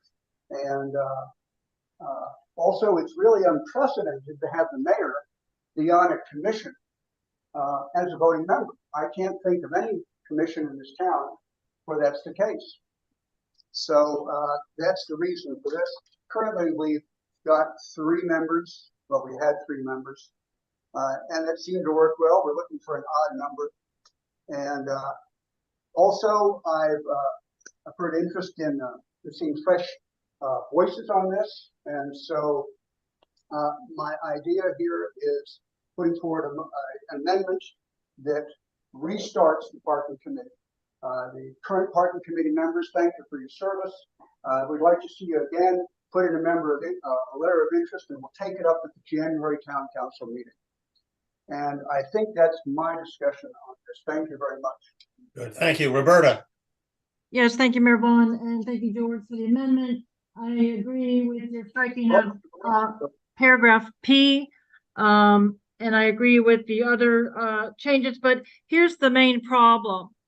This charter should also go through the ad hoc committee of mission statements, which Storm, myself, and Nina are part of. And I think, Mayor, that's the proper thing to do. Is we shouldn't approve this charter outright because it hasn't gone through the standardization that the ad hoc committee for mission statements has wordsmithed this to be in the format as the other mission statements. And I think voting this prematurely before it's gone through that exercise is out of order. And there's a lot of repetition in what the charter is presenting tonight that really doesn't have to be in there. It's too redundant. So I think it needs to be wordsmithed in the standing committee, ad hoc committees for mission statements.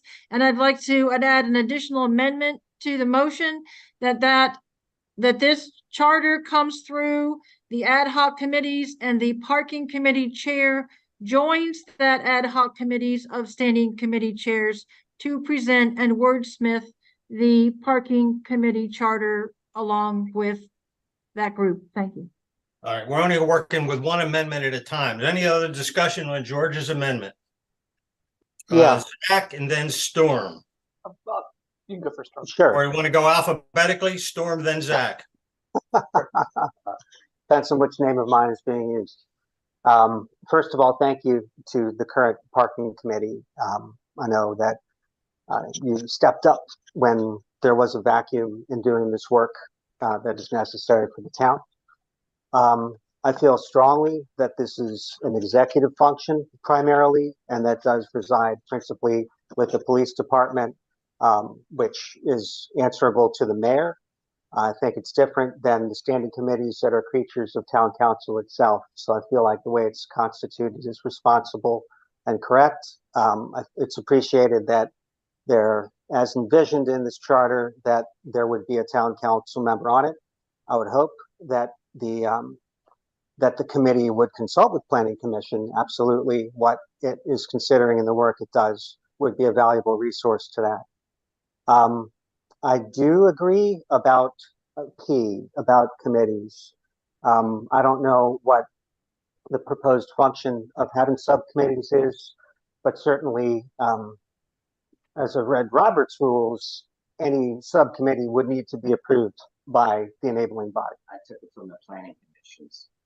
It's from the planning. I took it from our own board. Oh, I know planning commission is, I still have the floor, George.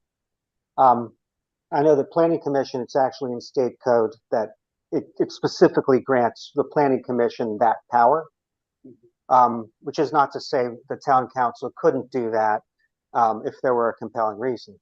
And then the other thing, I think the idea to have a chair, a vice chair, and a secretary is a solid one. That's my input. Or Zach?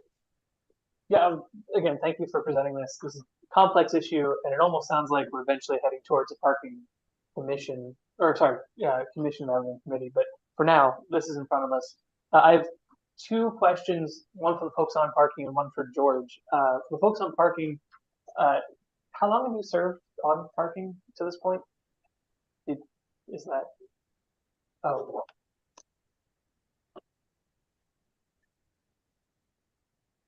Is that a, I'm sorry, I didn't, are you directing the question at me, Zach? no, it's, No. it's How long we've served on the parking committee? So I was appointed during Mayor Wayne Bishop's tenure, probably a year or two of his last term.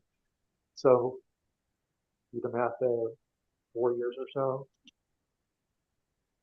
And let's see, I was before Patrick, probably a year before Patrick, and also by the Mayor Bishop's office. Oh. We've been here doing it a few years. Thank you. And then to George, just a quick clarification. In your amendment where you have up towards the top, delete P and change headings to end in S. That language is meant to reflect that the deletion of P would move the points up. Precisely. It's part of the English teacher here, but I'm always trying to correct the text. So in once effect, T was gone, we would no longer have a T. Everybody would jump up. so previous Q would become new P, etc. Okay, That's what that reflects. Okay, those are my questions. Any other discussion on the amendment? Nina? Yeah, that's me. So, a few things. I do agree. P for the establishment of advisory committee or commissions. I feel like that's something that could be proposed by parking to town council. That's a decision we could make, not necessarily needs to be part of your charter. My only concern with the membership, there's a lot on George's that I'd have to look into the full detail of it, but currently there's an even number of members, and I do think that parking might benefit from having like an odd number for voting purposes. Are the 3 ex officio members voting or non-voting? In this draft, they would be voting. So we there would have be 5 5. voting members. We did it. We made sure. Am I misreading something? But I believe George's Town council amendment. member, mayor, and chief of police, and 2 residents. Oh, okay, I missed the town council number. Okay, yeah, I think 5 is a good number. We need to stick with an uneven number. And then for number C, so one of the things that we did when we were working on the budget and finance, the IOC, and when we were working on our charters, is that we specified groups that we might collaborate with on work that we were doing, and planning might be someone that parking committee would want to collaborate with in some sort of way. So for C, maybe specifying collaborating in collaboration with parking committee, or something like that, because when it comes to things like installing new parking or things like that are probably things that the planning committee should be aware of. So some verbiage like that I think could be beneficial, but overall I think it's very well done. And yeah. Can I just point out that all the parking committee does is make recommendations to the town council, and town council can send things to any committee that they would like. I think the confusion is maybe in the verbiage is just that recommended the mayor approve. Okay. Because then it just seems like, because the mayor is a member of the parking. That's the problem. Might be able to, but just be aware the size of our requests are well under $500. I mean, we request some signs and poles, sometimes paint, but we don't Well, I think build roads or. I think the concern being expressed isn't the dollars, but so much as these are decisions that affect the town. And that's where I feel like it is valuable to consult with planning. However, I still feel it's within the context. Yeah, so I have a question. Every time a sign is damaged, vandalized,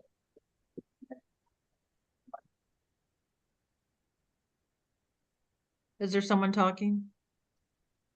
Yeah, me. so my question is for this discussion here.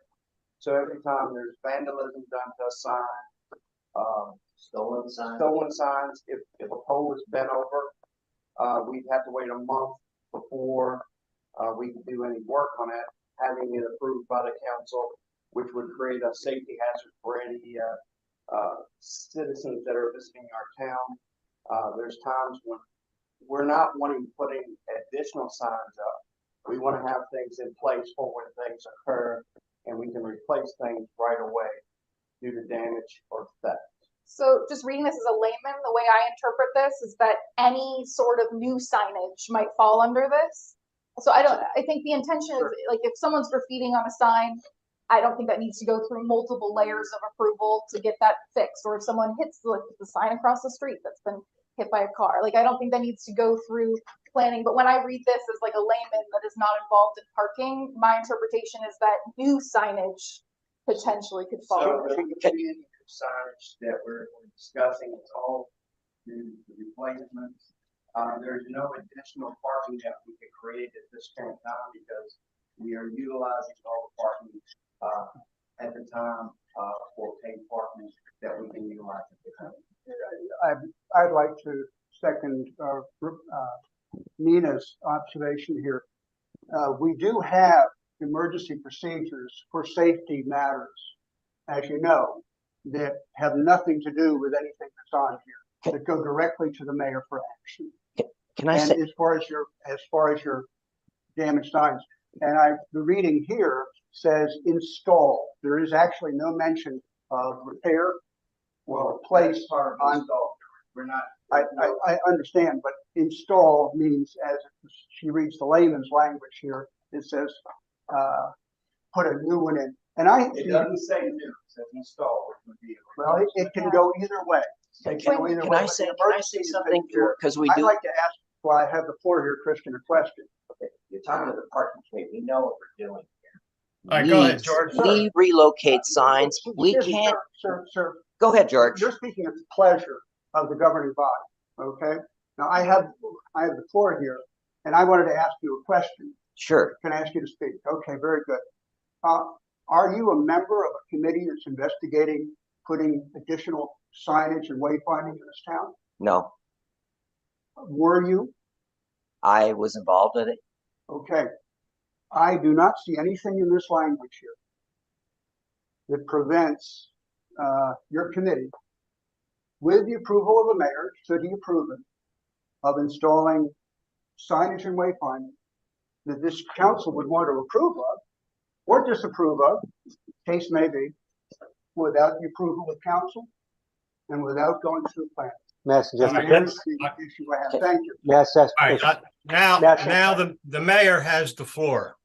Thank you, sir. I'm going to ask for any other discussion on the amendment from the council. Storm. I have a simple language fix that I think would cure item C, which is to add the word approved. So recommend that the mayor approve requests for work orders to install or relocate approved parking signage, so that it's not willy-nilly signs coming out of the sky. Although I think, are we off topic? Are we still on the amendment? I think we're on an amendment All of the right. amendment. Any other discussion on the amendment? Roberta. Yes, again, I think it needs to be wordsmith. I do appreciate the work, but I think is confusion, and that is why this is not ready for final approval tonight. I think it needs to go into further committee review under the ad hoc committees for standing committees, and I invite the parking committee chair to join us, and I hope the mayor will follow his own protocol and tell this standing committee to join his formed ad hoc committee for standing committees. Thank you. Thank you. Any other discussion on the amendment? Hearing none, I am going to ask the recorder.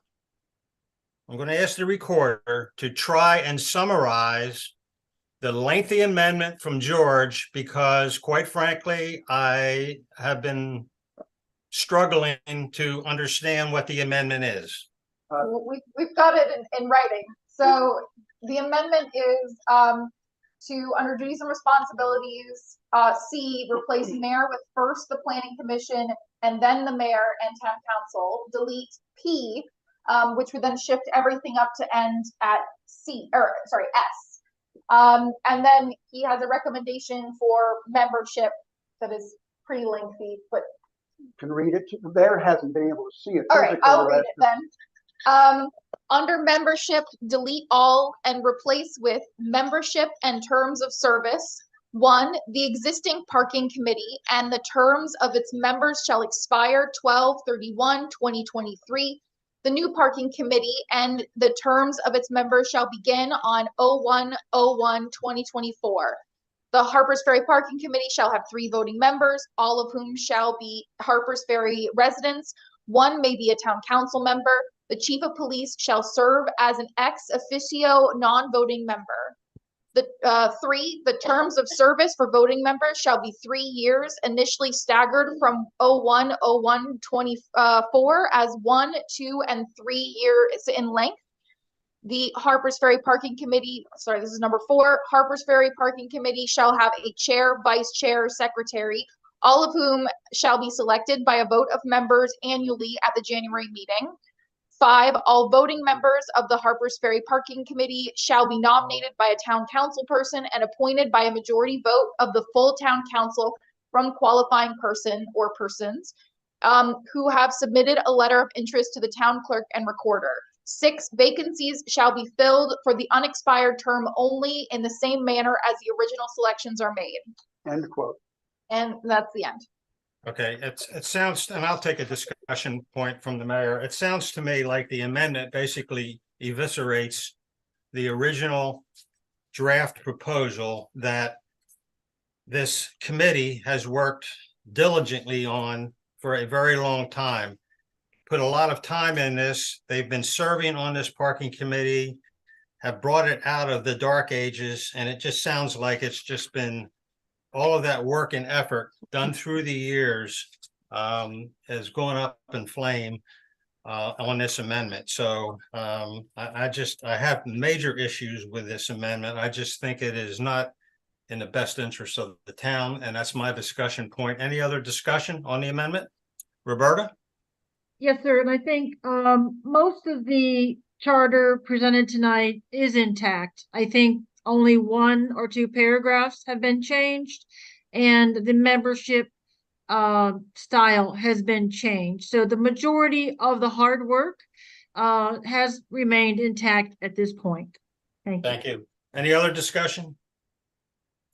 All right, all of those in favor of the amendment, raise your hand. George, it's requesting a roll call vote. No, you don't need to do a roll call.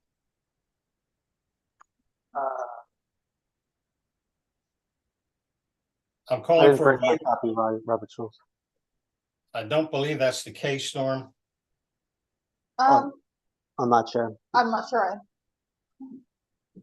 Can we look it up? I do believe that any member of the council can call for a roll. Yeah. Roll vote. Division. That's my, So George can request a roll call vote, and that's what he's requesting.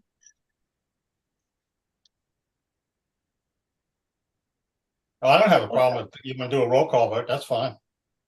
All right. Nina, call the roll. All right. George Owens, yes. Chris Craig, No. Storm DeCostanza, No. Zachary Morse, Yes. and Nina Armstrong, no. Roberta Mead Curry, Aye. and Mayor Vaughn. No. All right. Motion to amend fails. A main motion. The main motion, the main motion was to approve the 2024 parking committee charter from Storm. Correct. Roll call. George has requested a roll call on I'd like to amend the main motion. that. Okay, Roberta, what's your amendment? I'd like to amend that the main motion prior to approval by the governing body goes through the town council ad hoc committees for standing committees, and the parking committee chair brings the charter to that committee and joins that committee, and this charter becomes reformatted into the town's format as presented for the standing committees and that should be done prior to a final vote of the town council. So it's a Second vote on to, the motion.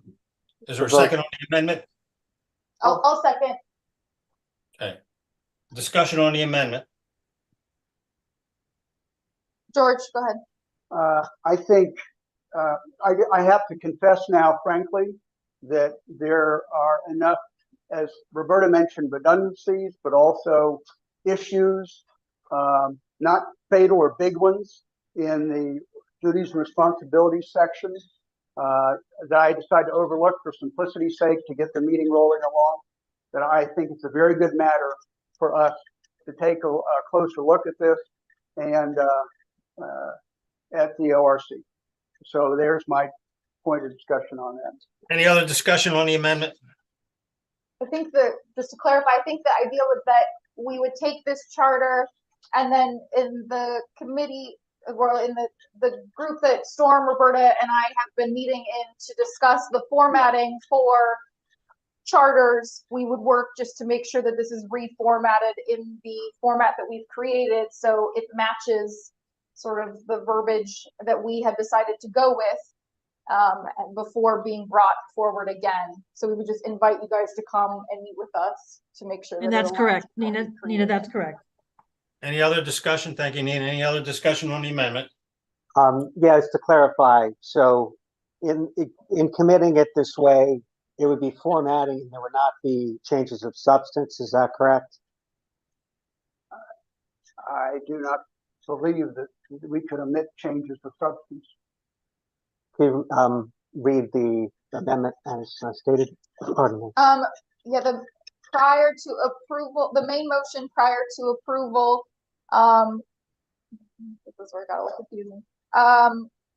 To be reformatted in the format approved by, and that's just kind of where I lost you, Roberta. I'm just gonna go Okay, back. But my understanding was that it was in the format approved by the IOC Budget and Finance and ORC prior to being brought back to Town Council.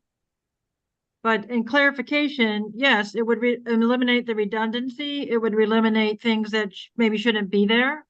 You know. I don't know what that means, things that shouldn't be Okay. there. Yeah, well, Okay, I mean, yeah. George has a difference of opinion on the membership. So George would think that that shouldn't be there. I have a different position on that, and I think it should be there. So I don't know what it shouldn't be there. I don't know what that means. Well, for instance, Article 130 doesn't need to be there because it's redundant. We have Article 130 that covers that. There was something in regards to West Virginia code and ethics. It doesn't need to be there. It's already in our code. So those kinds of things. And yeah, personally, I don't agree with the way the membership is stacked at this point either. Okay, so I think that the point of concern, and I don't know if it was Chris or Storm that just raised it, Roberta, I think the point of concern is that there will not be any change in the duties and responsibilities other than formative things, et cetera, et cetera. Is that correct? No, that's not correct. I would wordsmith this better and be more, I would add more significant changes. More And so significant changes. Yes, I would say, I would recommend some of the changes that George has put forward on the floor. I would recommend, you know, it's not just format, it's format and content. Is that better? Well said. That's Well, what that's I not mean. what you said. That's not what you said before. Okay, So well, now I'll let's go horse with a different re-wordsmith. color. I can withdraw that amendment and I restate amendment more accurately if you would like. Well, I think Nina has the amendment before her. That's fine. If you'd like to withdraw it, I'll withdraw my second. You can rephrase it. Okay, I'd like to rephrase the amendment, and the amendment shall be as follows. I would like, before final approval before this governing body on the proposed parking committee charter, to have the parking committee chair bring to the standing committee, ad hoc committees formed under town council to work with developing the adopted format of that ad hoc committee and also wordsmith and make corrections to membership, to West Virginia code references, to Harper's Ferry code references, eliminate redundancy, and wordsmith this to be a better product. Okay, just a point of clarification. So you now are want to add things that we just voted against, which was on George's amendment that we voted down. Now you want to re-enter that in again. Is that correct? That would be correct. Okay. I just want everybody around the table to know that this council voted no on some substantive issues that George wanted entered. We voted no on that, and now Roberta is coming back basically asking for the same thing. Is there a second on Roberta's amendment? Zach, was a second? There was a comment. Oh. If you could, yeah. I'm sorry, was there a second? No, there was not. It was a But comment. I'll second, just so I can get, Zach seconding. but I have a point of discussion if that's, Yep. All right, we have a motion and we have a second. Go ahead, Zach, with your discussion. so it sounds like there were pieces of what Georgia proposed that several of us had agreed to. Some confusion over whether a committee could form subcommittees under Robert's rules, and as well as I have some concerns about the membership. So if I'm not sure how this is going to play out, but I don't think I could vote for the policy as presented. But I don't know if that needs to go to a committee for additional workshopping, because the body of this I think is strong. I think there's just a few key details that could be adjusted.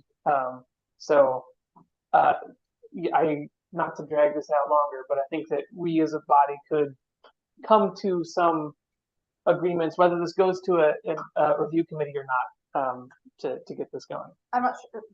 I don't know if this is allowed or not, but could we just, as a council, provide feedback to the parking committee and have them assess that feedback and then bring back another draft in January? I believe that is what the parking committee proposed if we did not reach a conclusion at this time. Okay.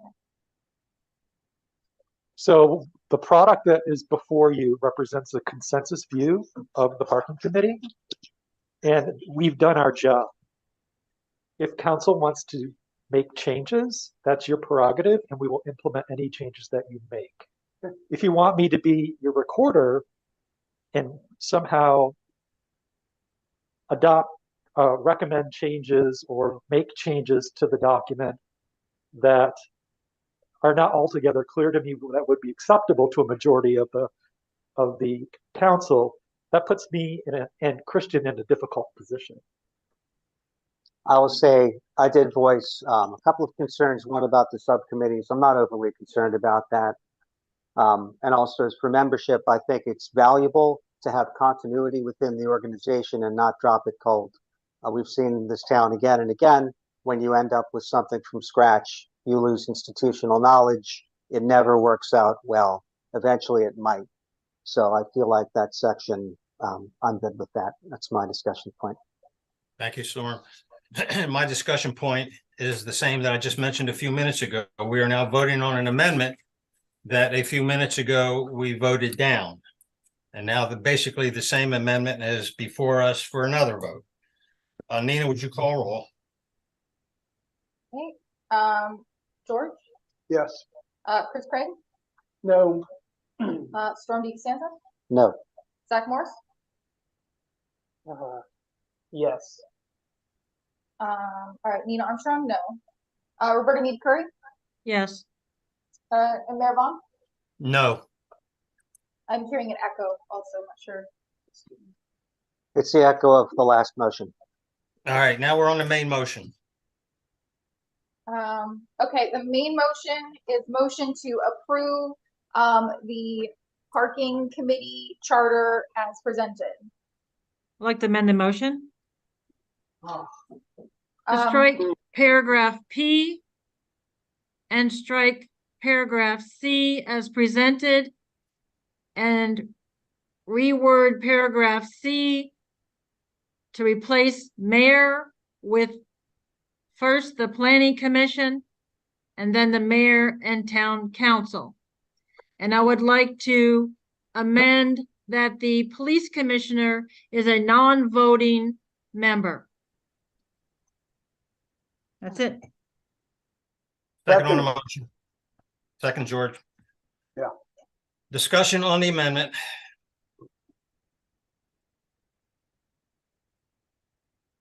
Nina, summarize what Roberta just said, please. So Roberta would like to strike P and C as presented and reword C to replace mayor with planning commission and the mayor and town council, and remove the police chief as a voting member.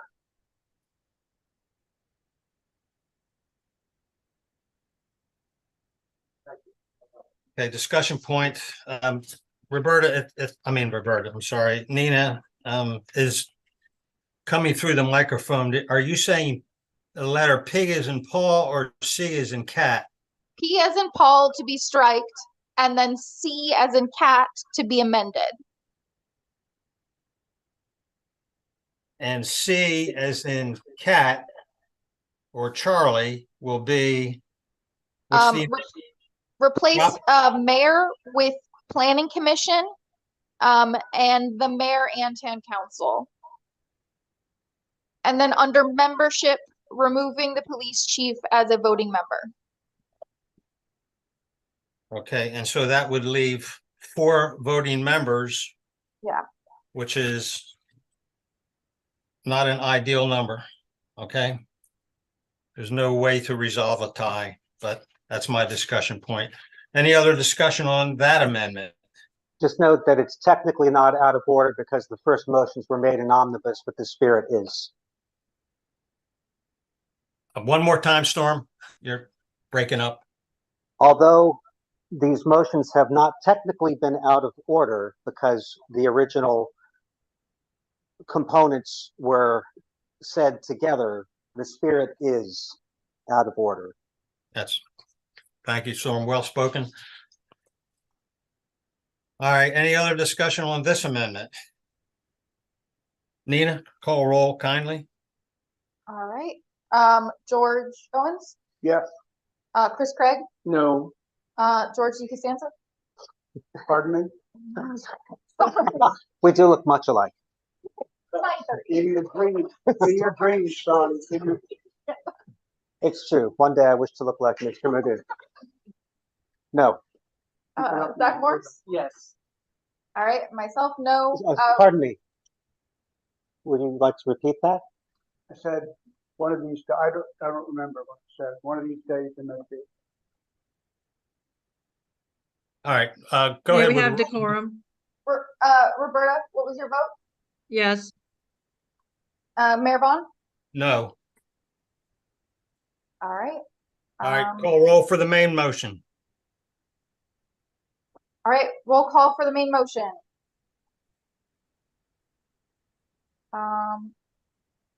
George Owens. Yes. Excuse me. I'm getting confused here. No. Chris Craig. Yes. Storm DeCostanza. Yes. Zach Morris. No. And myself, no. Roberta Meade Curry. No. Mayor Vaughn. Yes. Okay.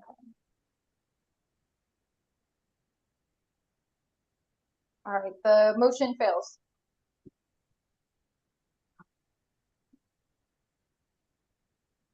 I'd like to make a motion for this parking charter.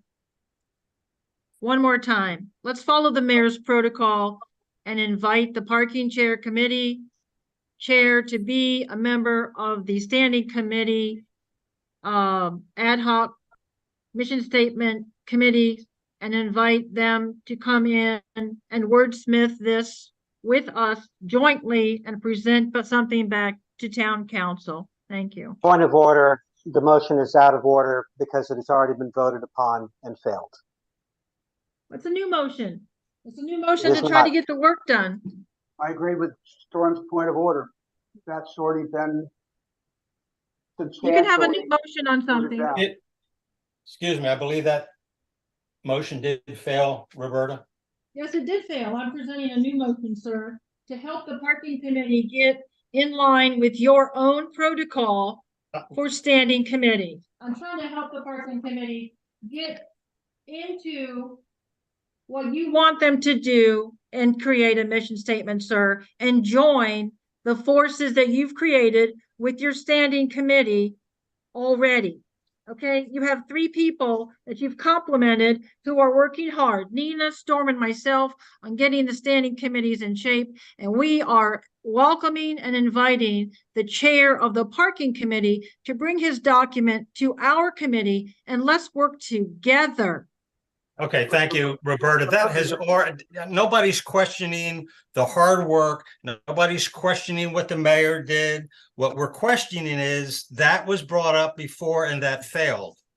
Okay? Yes, but we have a motion and an action and discussion for the parking committee charter. And I'm offering another action by offering another motion, and Which that is the is same allowed. motion. This is the same motion. Did it not? Did it fail? Correct? No, sir. No, sir. This is totally different motion. Totally different motion, sir. Is the content of the motion the same that failed about an hour or 2 hours ago? No, sir, because that was an amendment to a motion. What time is it? Mayor, is there any second to her motion? It doesn't look like it. No second. Motion fails. Zach, you have a question? Okay. I'll take one more stab at moving this forward, and I hope this isn't out of spirit or out of order, but a motion to approve the charter as presented with one change, which is that membership does not include the mayor or the chief as voting members. And that is the only change. I'll second that. Any discussion? I would like to hear from the drafters about why that might or might not be important to have them as voting members. So the chief has a very important professional public safety perspective that he brings to the table. And his influence on the existing parking committee, well, first of all, we very much respect the views of the chief of police. And for all intents and purposes, you know, we try to reach consensus. And for the amount of time that I've been on the parking committee, you might as well have the chief voting because we're all voting, generally vote the same way. And if there's a public safety reason for him to vote no, that's important information for the town council to have. Now, why do we have the mayor involved? For certain situations, we've had to actually have additional meetings where we have to sit down and discuss matters with the mayor, particularly in relation to complaints, parking complaints. And it's just easier to have the mayor involved. Now, I talked to Mayor Vaughn and I said, you know, he's a busy man. He's on a lot of committees. Would he be averse to being on this committee? He said no, he would welcome the opportunity to be on the committee. And we just think that the mayor's participation in the affairs of the parking committee would just facilitate decision making.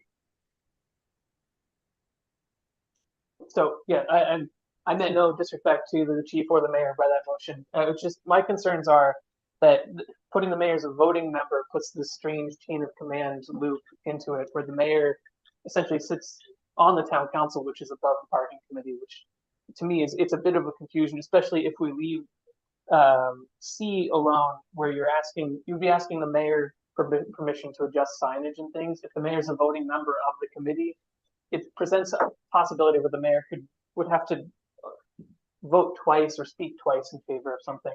And for the chief, again, I think they should both be on there as members, just not voting members. So my only concern is that we've all said this committee is recommending for the approval of the council. So we're just pushing stuff towards you guys to vote. We're not the final decision makers in anything. It's the body is. So why are we sitting here debating this when we've said over 100 times that the body, which is the mayor and the council, will make the final decision on anything that we decide? And I think I understand the importance of the mayor now from this, being that it's the mayor as executive, as weighing in and voting in that way, is my understanding. Can I also say on C, I think you all missing the real issue there. It wasn't so much work orders for installing, it's to get the maintenance department to do the signs for us. We don't put signs up. We don't put the poles in. So we understand that our maintenance department supervisor is the mayor, and that's why we selected the mayor. With all due respect, we're not debating C. The only issue here is the membership and the voting. Well, that's why that's why I wanted the mayor on it. Right. Zach? So my only overall concern is that it sets a precedent where currently the mayor doesn't serve on any commission or committee, and the chief is technically not a resident. And to my knowledge, aside from the water commission, which involves all of our residents, we don't allow non-residents votes on our commissions or committees. So the concern for me is merely the precedent that it sets for future work, which is why I made the motion. Okay. Thank you. Let the mayor speak now. If this can move things forward, then the mayor, the current mayor, will agree to remove the mayor's position as a voting member, if that'll move this body forward with its business. So we would have 4 voting members and 1 non-voting member. I don't understand what you're asking, sir. Are you asking to remove yourself totally from the committee? No, I didn't say that, Roberta. Okay. I did not say that. What I said was, if this will move this thing along after an hour and 20 minutes, then remove the mayor as a voting member on this committee. I have no problem with that.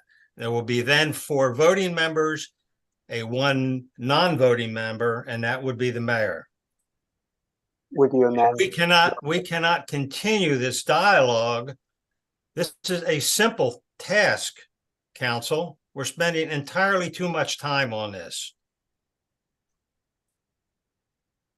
So are you amending Zach's motion? I'm not amending anything. I'm just making a statement. I'll amend Zach's motion to strike the mayor as a member and strike the police chief as a voting member. No. That's not. Oh, that's the motion. It's a motion on the floor. So He restated the motion she restated the motion on the floor. Roberta moved to strike the mayor entirely from this committee, which is not what the mayor just described, and to move the police chief to being a non-voting member. That is a total twist of what I said. So let me. And I wasn't trying to. I have the floor, Roberta. Let me Okay. restate my position based on Zach's comments a few minutes ago. If it will move this body of 7 intelligent people to come to a final decision on the makeup and the charter of this commission, if it will move it forward to a final decision, then the membership of this, I will agree that the mayor's position will still be a member of this, but a non-voting member. So then the membership will have 5 members, 4 of them voting, 1 non-voting. That will be the mayor's position. That, what I just stated, is in response to the issue that Zach brought up. Now, did I make myself clear on that one? You certainly did make yourself clear on that, sir, and I understand what you said. And I do not agree that the mayor should be on this committee at all, because I agree with Zach and I agree with other municipalities. Mayor should not be on other committees Point of because it order, gives them a there's double a voting. motion on the floor. There's not a second. It gives them a double voting power, and that's Okay, improper. Is Point of there a- order, there's a motion on the floor. Yeah, and I'm not sure that I believe Zach was properly quoted on that, but anyway, do we have a second on the amended motion?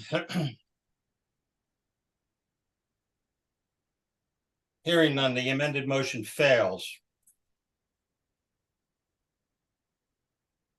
So now Alright. Zach's amendment. Now we got that.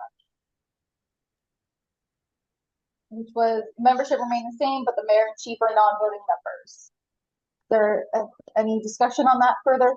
I move to amend to have the mayor be a non-voting member. That would be, would the chief be a voting member? 'Cause- I'm only moving for the mayor to be a non-voting member. It's essentially So- striking the second half of my motion. I It is- second that. Just because the way I have your motion written is membership will remain the same, but the mayor and chief are non-voting members. You're just reiterating that the mayor is a non-voting member. Oh, So that's. oh, I see, I see. Yeah. Thank you, thank you. Amending so that the chief is a voting member. Okay, so correct me if I'm wrong, Nina. The amendment is that the membership would have 5 members, 4 voting, 1 non-voting, the non-voting member will, the non-voting mayor. Well, that's true. The non-voting member will be the mayor. Is Correct. that correct, Nina? Yes, that's correct. Okay, do we have a second on, is there a second on that amended motion? Yeah. We got one from Chris, and now we're in discussion, and Zach has his hand raised. Go ahead, Zach. Only point of discussion is that that would leave 4 voting members, which we had discussed earlier was not ideal because you could end up in a tie. We've been sued for a while. That's true. Most of this is not ideal. I agree. That was it. That's all I had. I'll also say that there actually is precedent for non-residents to potentially vote on committees. There is. I'd also add that it's not a great idea. Okay, so, any more discussion on that amendment? All right, great. All those in favor, raise your hand.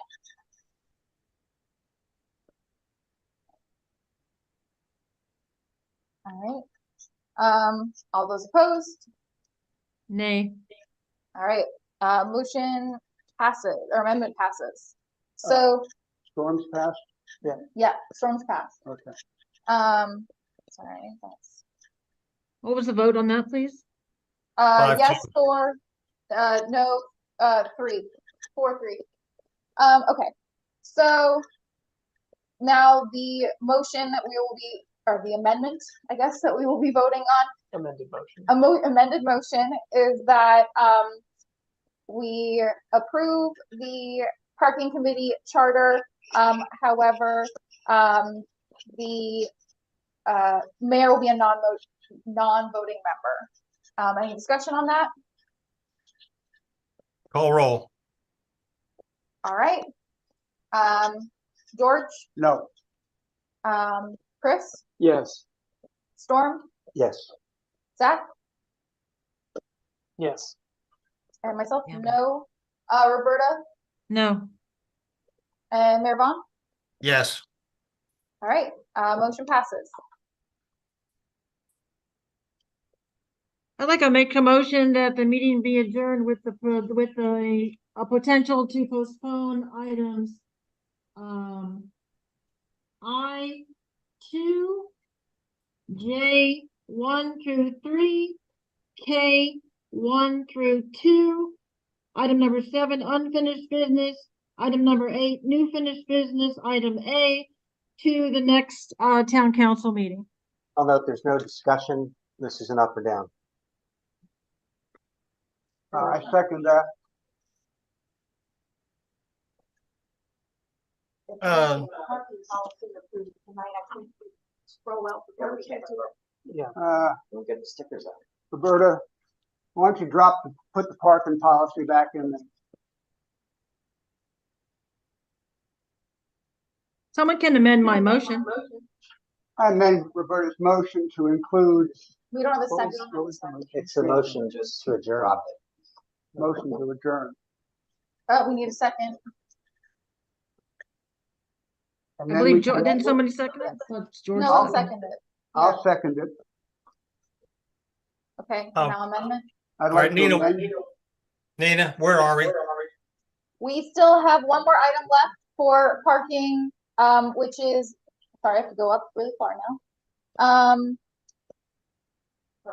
Parking, approval of the parking policy, and Roberta's requested that we adjourn, and postpone everything until January. It's out of order to both discuss and to amend a motion to adjourn. So, It's out of motion, it's out of order. yeah, No motion to adjourn, you can't. Okay, I didn't hear what you said, Storm. So it's according to Robert's rules, I do not have the book on me right now. You do not discuss or amend or debate a motion to adjourn itself or down. So if we believe we still have business that we must conduct tonight, then we should vote it down. If we believe we Actually, we can continue the existing parking policy in all areas. Thank you. There's nothing that states that the existing residential parking thing ceases to There exist. cannot be any complaints about short-term rentals and how they're using parking. Excuse me. Point of order. Oh, We have a motion on the floor and we need to focus on that. Okay, so all those in favor of adjourning?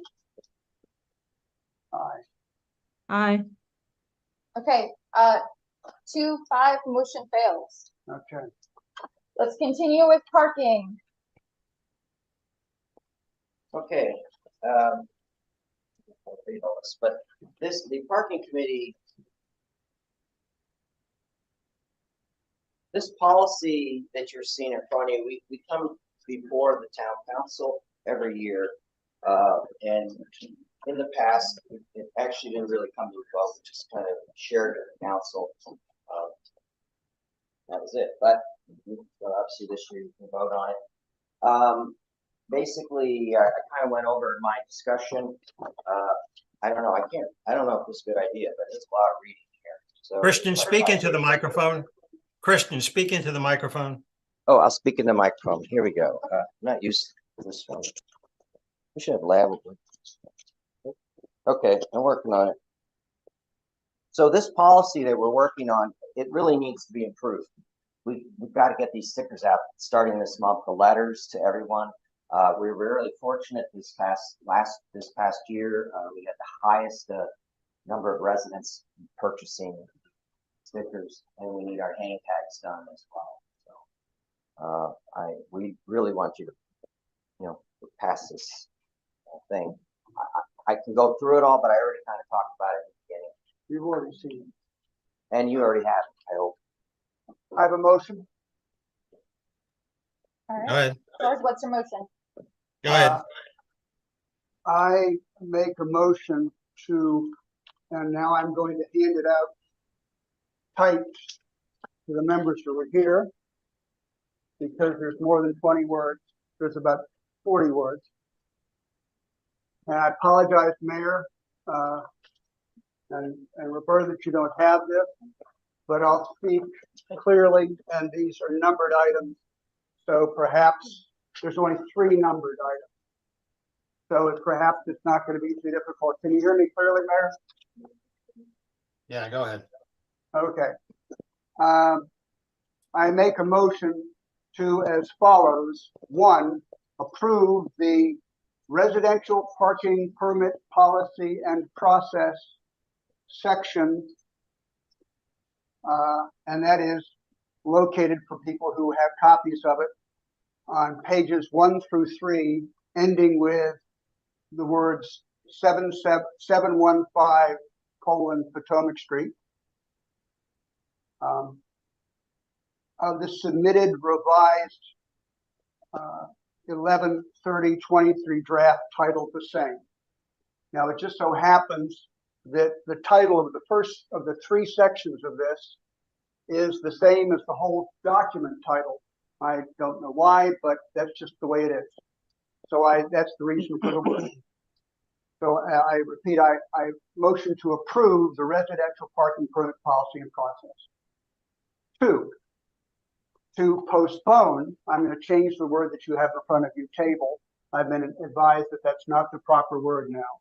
Postpone the short-term rental, parentheses STR, and bed and breakfast, parentheses B&B, business located in the residential zone of Harpers Ferry, that's a title, section, and the licensed contractor and licensed business located in residentially zoned areas of town, nonprofit organizations, collectively business, that's a title, sections, pages 3 through 4 of the same submitted draft. And third part of this motion,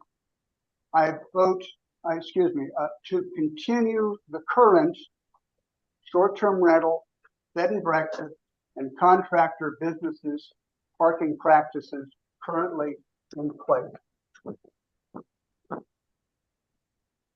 The 3 items, and you have in front of you a typed bit here. I'm only changing the word on 2 from table to postpone. Do we have a second on this? We'll second it. All right, any discussion? I'd like to discuss. Yeah, Roberta, Nina. Yeah.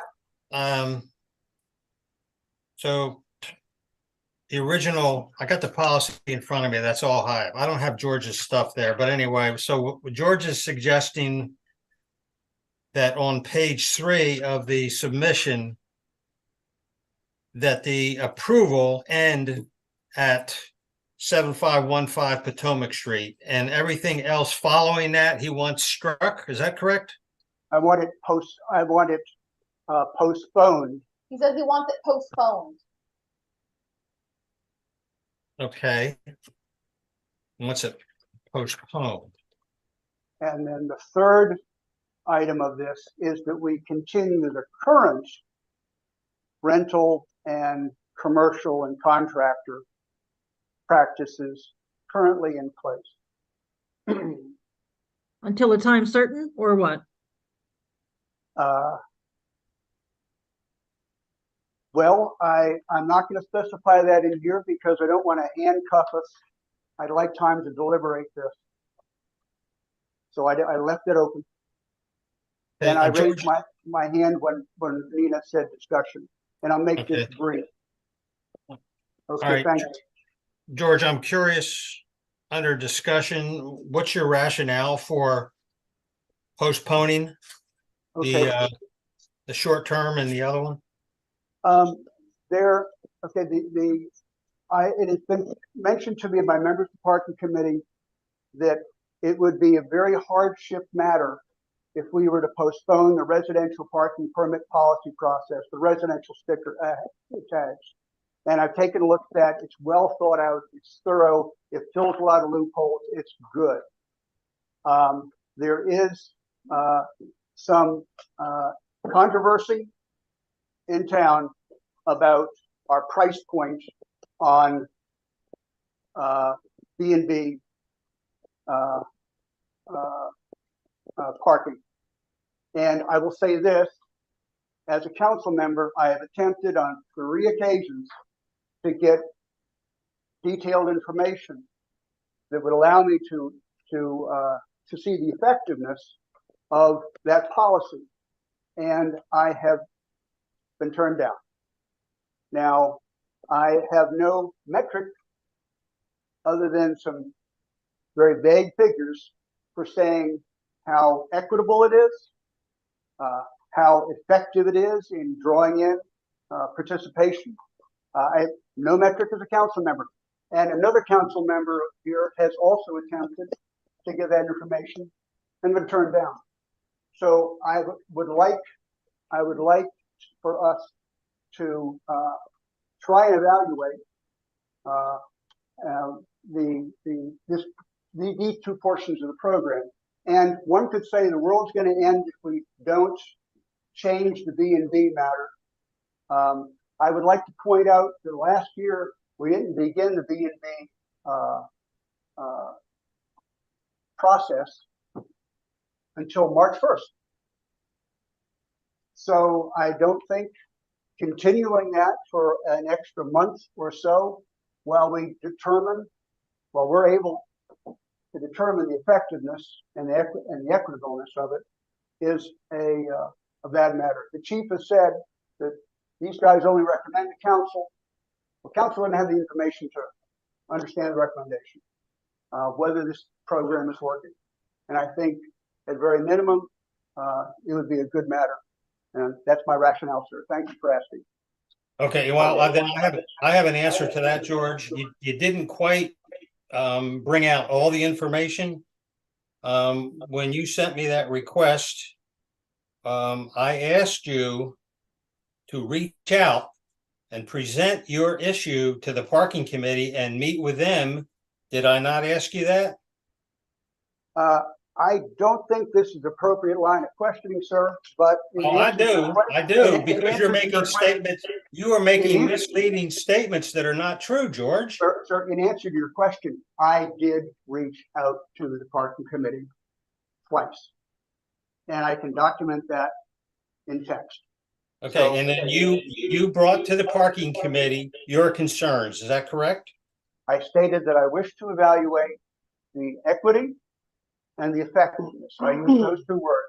Did you get into it? Okay. And I requested information, and I was turned down. Okay. Okay, sir. And I can document that at your pleasure. Not tonight, obviously. Yeah, Storm. May I ask the current members of the committee in simple terms, what are the improvements to the program as outlined here? To which program? In total? The part in question number 2. Number two. Okay.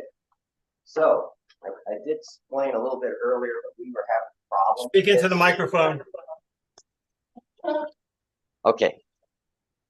We were having a problem last year, and we didn't realize it until they were starting to do rentals. We don't usually do money rentals in January and February, and this cropped up where we were having some people using the residential parking passes for businesses, and we recognized that that was a problem with that. So we decided to put together a hang tag policy for the owners who have short-term rentals with no on-site parking. They don't have street parking. They don't have parking on their properties. There's only 2 properties at this point that we're talking about.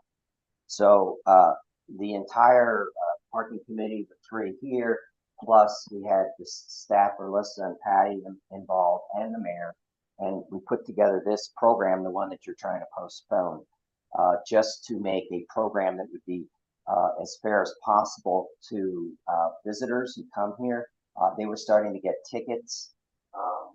It wasn't a pleasant situation for them. It reflects poorly on Harpers Ferry. So we came out with this program, and it had some glitches in the beginning. We put some changes in here to make it better. If anybody's abusing the program, we're going to drop them out of the program. They're just not going to use it. Now, what we do is this program now covers the entire residential zone of Harpers Ferry. It's not just on Washington Street. That. Okay. Go ahead, Zach. So just another question. I think this is well put together. It's a complex situation. You guys did a great job tackling it. My question is about, I think it's on page 3. What is the rationale for the $5 charge for the residential parking passes? It seems that, well, it has been, that's a good question. It's been $5 since it was initiated years ago. I wanted it to go up, but my compadres here said no. I don't have a view on the price points or any of the parking. Right, he doesn't because of his job, and he's an attorney, so for the government, so he's not allowed to get into the money stuff. That's been there. We had a long discussion. George Owens was in our meeting. We actually discussed having 0, but then there's a bit of a compliance issue that the chief had brought up, that if you don't have any monetary amount on it, it creates a problem in enforcement. Is that correct, Keith? So I believe I'm stating that, this, Can someone speak into the mic, please? I believe I made a recommendation for it, assisting us in the enforcement, such as residential areas. If the signs aren't in place, there's no enforcement in front of residential areas or residential parking. So it assists us with saying, hey, this is a residential business area, and you're paying for that particular space for us to come in to enforce if you were parking legal or towards parking in a zone area. That is, you know, they wanted to increase that much for good enough. Just something that we put a sign there saying this is a residential, this is for B&B, whatever the case may be. It just gives us a little foothold to that area that we want there. Just like you see in Shepherdstown, you go to residential area. So whenever it's an issue of somebody parking in their areas that aren't that don't belong in those areas, they contact 911 or they call the office and they send a ticket enforcement file to issue citation for people who park in areas. Just like if it's a student park from Shepherd parking a residential area that's designated for residential, we go in and write tickets for it because we pay for it. Or is the question that does there need to be a monetary value attached to that? Most places put a monetary value to it. It assists with payment of the parking enforcement personnel, tickets. It all goes towards funding. And Zach, what we did too is we did lower the gas tank tag, the replacement. Before, when we had the paper permits, it was $100, and that was a nightmare for short-term rental owners to get those papers back from the guests. I just, if you could respond. Go ahead, Zach.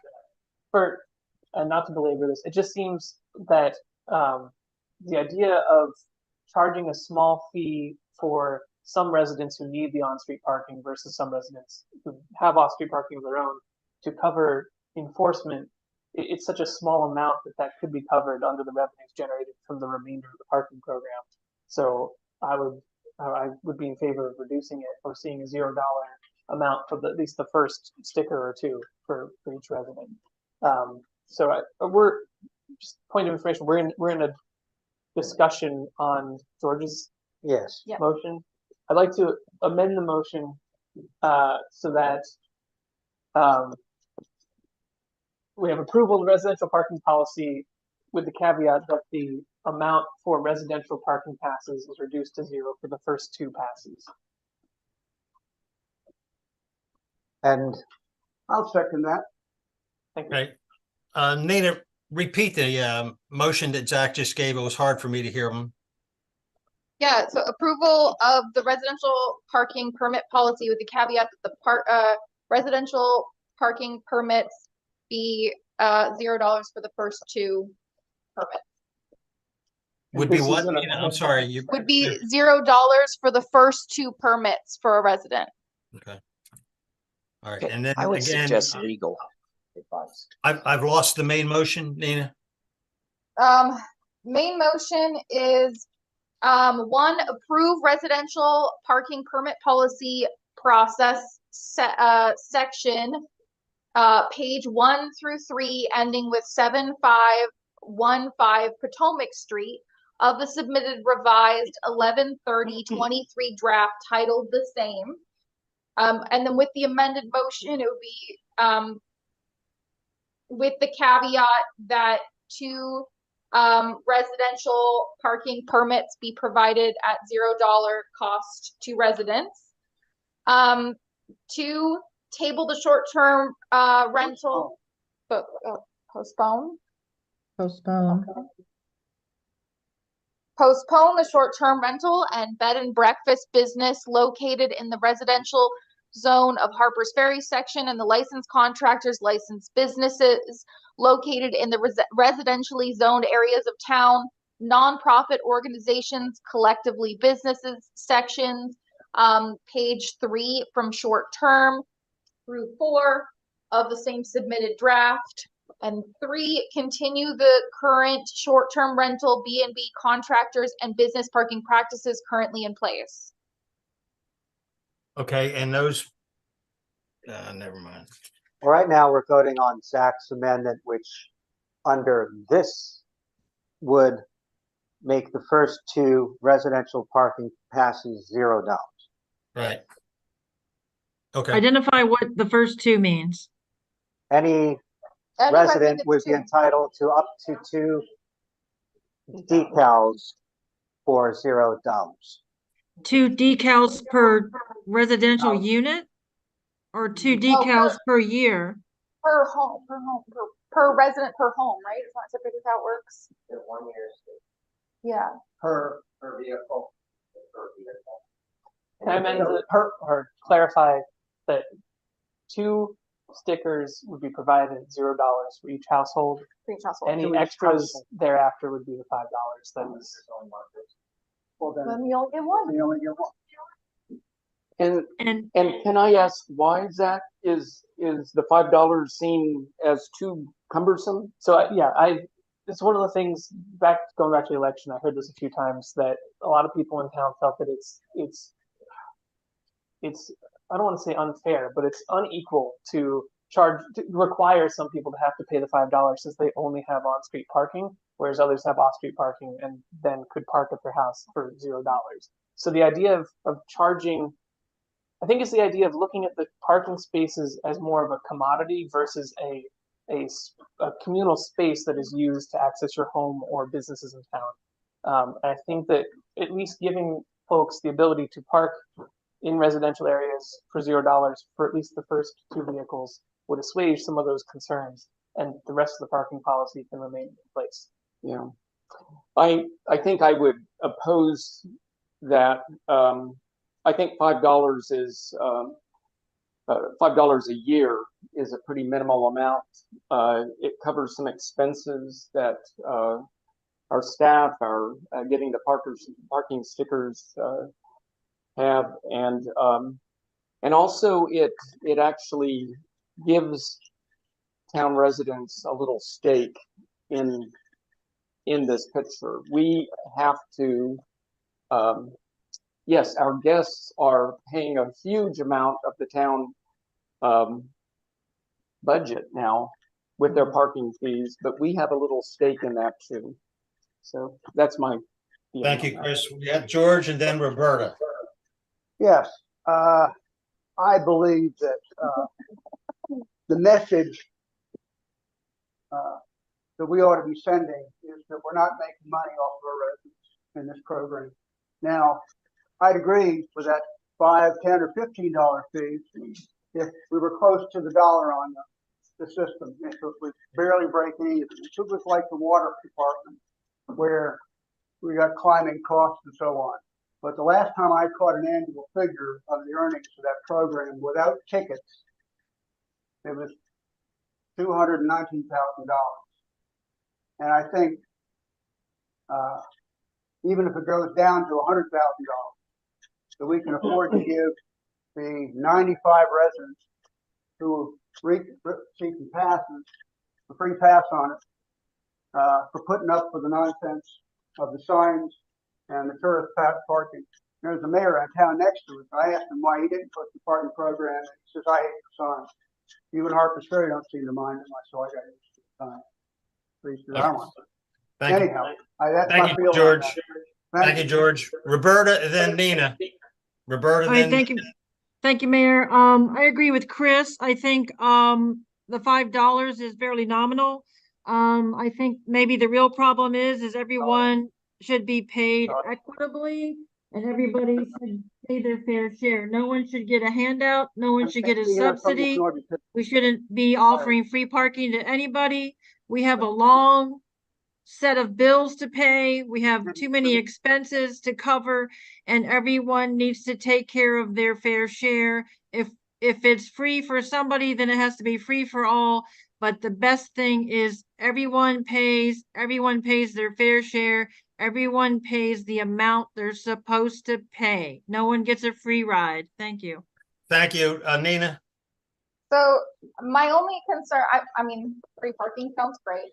But my only concern is that I feel like this is premature proposing this. We have to discuss it with the people who manage our parking policy and the people who are passing out the stickers to understand like the logistics of implementing something like that. My only concern is like, how do we decide what a household is? We have to define things like that if we're going to be deciding. So I'm not opposed to it, but I do think that it needs a much further discussion as to what it would look like.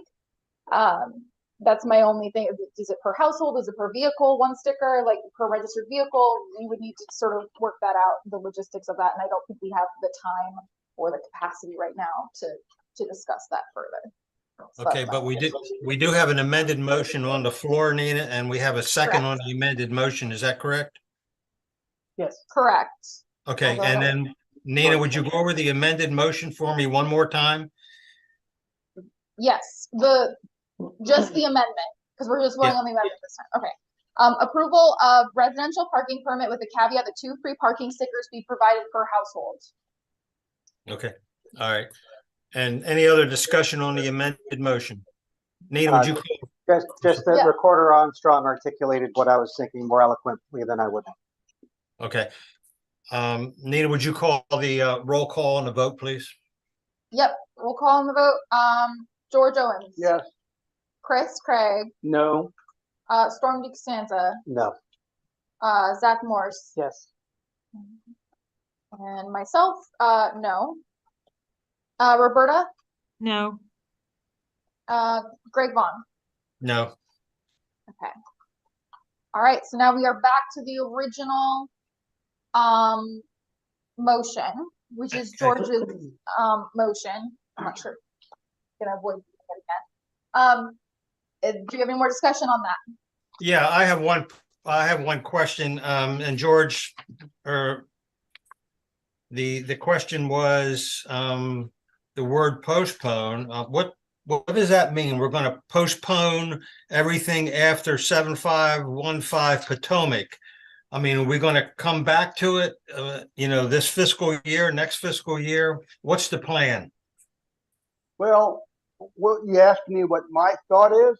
No, I'm asking if we vote to accept the main motion and the main motion says we're going to postpone everything after 7515 Potomac. I want everybody around the table to know what that means when we're going to vote either to postpone or not to postpone. Does that mean, yeah, we may get to it sometime in the next 10 years or so or whatever? I just want everybody to know what to expect if we approve this postponing pages 3.5 to the rest of it. I think we can expect a discussion with the parking committee about the pros and cons of their proposal and changes if necessary. And I think we can expect that in 30 days. So I'm not asking for a time frame. I'm just asking. Well, you mentioned 10 years, and so I thought that was a reference to time. So. What in the world the word postpone meant? Any other discussion on the main motion? Yeah, Chris has a comment. I'm sorry, Chris, then Storm. I would like to oppose the motion, and I think the committee has worked diligently to come up with a solution for a very important part of our town, short-term rentals, B&Bs. If by going with the present policy, you're saying the former practice of using resident guest passes, It's not the current policy, sir. No, it isn't. You got hang tags you're selling for 66 cents a day. All right, Chris, you still have the floor, correct? Stand that. He was saying use the So, guest player. so Christian, can you tell us what this would be bounced back to? I mean, what is the change that George is threatened by here? Well, he's gonna put this thing on the ice, it sounds like. That's exactly, putting it on ice for a minute. We just put more enforcement in it for better enforcement. That was the main thing. The program worked, but it needed better enforcement. We also clarified how the get parking permits, because that's one of the problems that came up last year by the same town councilman. Who's that speaking? Berlissa. Berlissa. Okay, thank you all for that clarification. You know, I would oppose any delay. I'd like to pass the policy as presented. I think they've done a yeoman's job at hashing out things that we tonight are in no position to second guess. Storm, you have a comment? Yeah, I hold the same view. I oppose this motion. I believe that the people who have been working on this are not of the same mind that they are the folks on the ground who know it well. I believe they've articulated it well. I do think we should consider the idea of having a $0 parking sticker, but think that it's maybe problematic. So that's why I didn't vote for that. But I feel like this is a policy that has been working and that it has, I trust that it has been improved upon, and I haven't heard anything that to me says there would be any reason to jettison this section of the policy. Thank you, Storm. Any other discussion on the main motion? George, Mia, has a discussion. One last word. Okay, you want the elephant in the room? You haven't heard a reason? Here it goes. The current policy for B&Bs, for short-term rentals, price point is the same as the one proposed. And it needs changing. Currently, a bed and breakfast is using a space on Washington Street that costs a tourist on Saturday and Sunday $2 an hour. You do the simple math. It's 100. I do the math on how many weekend days there are a year, how many holidays there are. Multiply that times the hours. Multiply that times the $2. And the tourists, put it in a daily basis. The tourists, if they're there, let's just say 8 hours. Pick a number. They're paying $2 an hour. They're paying $16. The B&B owner is paying 66 cents. Now, we can do better for the people of Harpers Ferry than 66 cents a day for a Washington Street or other $2 an hour parking space. And that's just, it's got a lot of people who own bed and breakfasts who don't use on-street parking saying you're subsidizing that business. Why don't you subsidize mine? Now that's I hadn't wanted to get into the nitty-gritty of this. You asked for the direct reason. This is the elephant in the room. Okay, thank you, George. Thank you. Just to Nina. clarify, if we pass this now, that doesn't mean that in 3 months, if we feel that a change needs to be made, we can't work with parking to make an amendment to this, correct? We would prefer it be for the year. Yeah. That's how we try to do Yeah, it. I understand Makes that, it easier for the but- business owners. Yeah. Makes it easier for the Compliance would be difficult because Yeah, you essentially would have two rules of the road. correct. I'm just thinking like maybe in the following year, we could make a change or something. My concern is just that this is a very large discussion to be having right at 10:30 at night. And I think my concern is that we're not going to get any, not everyone is going to be happy tonight with whatever answer we come up with. And it seems like there's an urgency as far as getting this approved so that we can get the parking stickers and the permits ready for the new year. So That's for the residents. We can postpone these few bed and breakfast owners to keep the rates going now. Wouldn't be any ruffles. I've been assured by a parking committee member it'd be minimum ruffles. for the residents, be a pain in the neck. That's the reason why it's only postponed on parts 2 and 3. May I All have right, Nina, you still have the floor. Nina, you still have the floor. Storm can go ahead. Go ahead, Storm. Can the parking committee briefly describe the rationale behind the pricing of the permits in question? Okay. So I've heard some numbers thrown around, like $8,000 or $9,000 a parking spot for a year. I have not been able to figure out how that's possible. It just doesn't compute. I think you've got to realize that not all people who come to Harpers Ferry come by car. We have a fair amount of people who come by. The way it's being calculated, it's calculated like everybody comes by car. We have people who hike in, we have people who take the train, we have some people who bicycle. So there's a certain segment of people that come in that way. The other is the part of the street we're talking about. We're only talking about the back side of Washington Street from really the AT to Franklin Park. It's not used that much. And yeah, there's some parking there, but most of the time it fills from the lower town up the hill and then in that direction. So it's only potential revenue that we make. Real revenue, the person parked in there, even for for a small amount, we are getting benefit out of it. But remember, in the past, it was $5 per year. It is a lot more at $2 for a hang tag. There's also an offset with other businesses. All the B&Bs participate in all the streets in town in the residential section. It has worked okay this year. We made a lot of changes to the program for better enforcement. We also worked on people who clean the units. They needed some sort of pass, so we worked on that. We just kind of cleaned up the program. Thank you. Thank you, Nina. I'm Nina. Roberta, I'm sorry. I'd like to call the vote, please. Thank you. I was just about to do that. Nina, call roll. All right, George Owens, What are we voting on? on your motion. Yes. Chris Craig, No. Storm DeSanza, No. Zachary Morse, Present.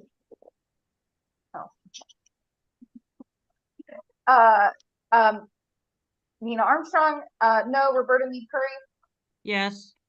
Greg Vaughn. No. Okay, motion fails. I'd like to make a motion that the rest of the meeting please is postponed. Items J 1 through 3, items K 1 through 2, agenda item 7 unfinished business, agenda item 8 new business, item. We can't hear you, 8A, Roberta. And Excuse me. I'm sorry. We couldn't hear you. Okay, I'll start over. I'd like to make a motion to adjourn this meeting and postpone the remaining items on the agenda. Items number J 1 through 3, items number K 1 through 2, agenda item 7 unfinished business, agenda item 8 new business, 8A, to the next town council meeting, and those items be placed at the front of the agenda. An up or down vote to adjourn. Did we second? Oh, no, it's or not. No, you're correct. It needs to be seconded. I'll second that. Discussion. I have discussion. Are we completely finished with the There's no parking? discussion, There's no no discussion on. Yeah, but I'm asking a question. Point of information. Are No. We are not done. we're not done with the parking committee? We have not voted. We voted on a motion, but we have not resolved anything. I thought we had a motion that was voted on. Correct. It was. We have not approved their policy. We have not approved their policy, so Well, we've got a motion to postpone. We've got a call for a vote on that. What was the vote I mean, on? to adjourn. I am now totally. We got a motion to adjourn. We need a vote on that. okay, we're voting on motion to adjourn. All those in favor? Roberta, Aye. are you in favor? Okay, Aye. motion fails. I move to adopt the 2024 parking policy as presented. Second. Second from Chris. Any discussion on the motion? Go ahead. Zach, Zach, I move to amend the motion to adopt the policy as presented for 6 months rather than a full year. Restate the second that. motion, Zach. Just, Zach says he moves to amend the motion to adopt the policy presented for 6 months rather than a full year. I second it.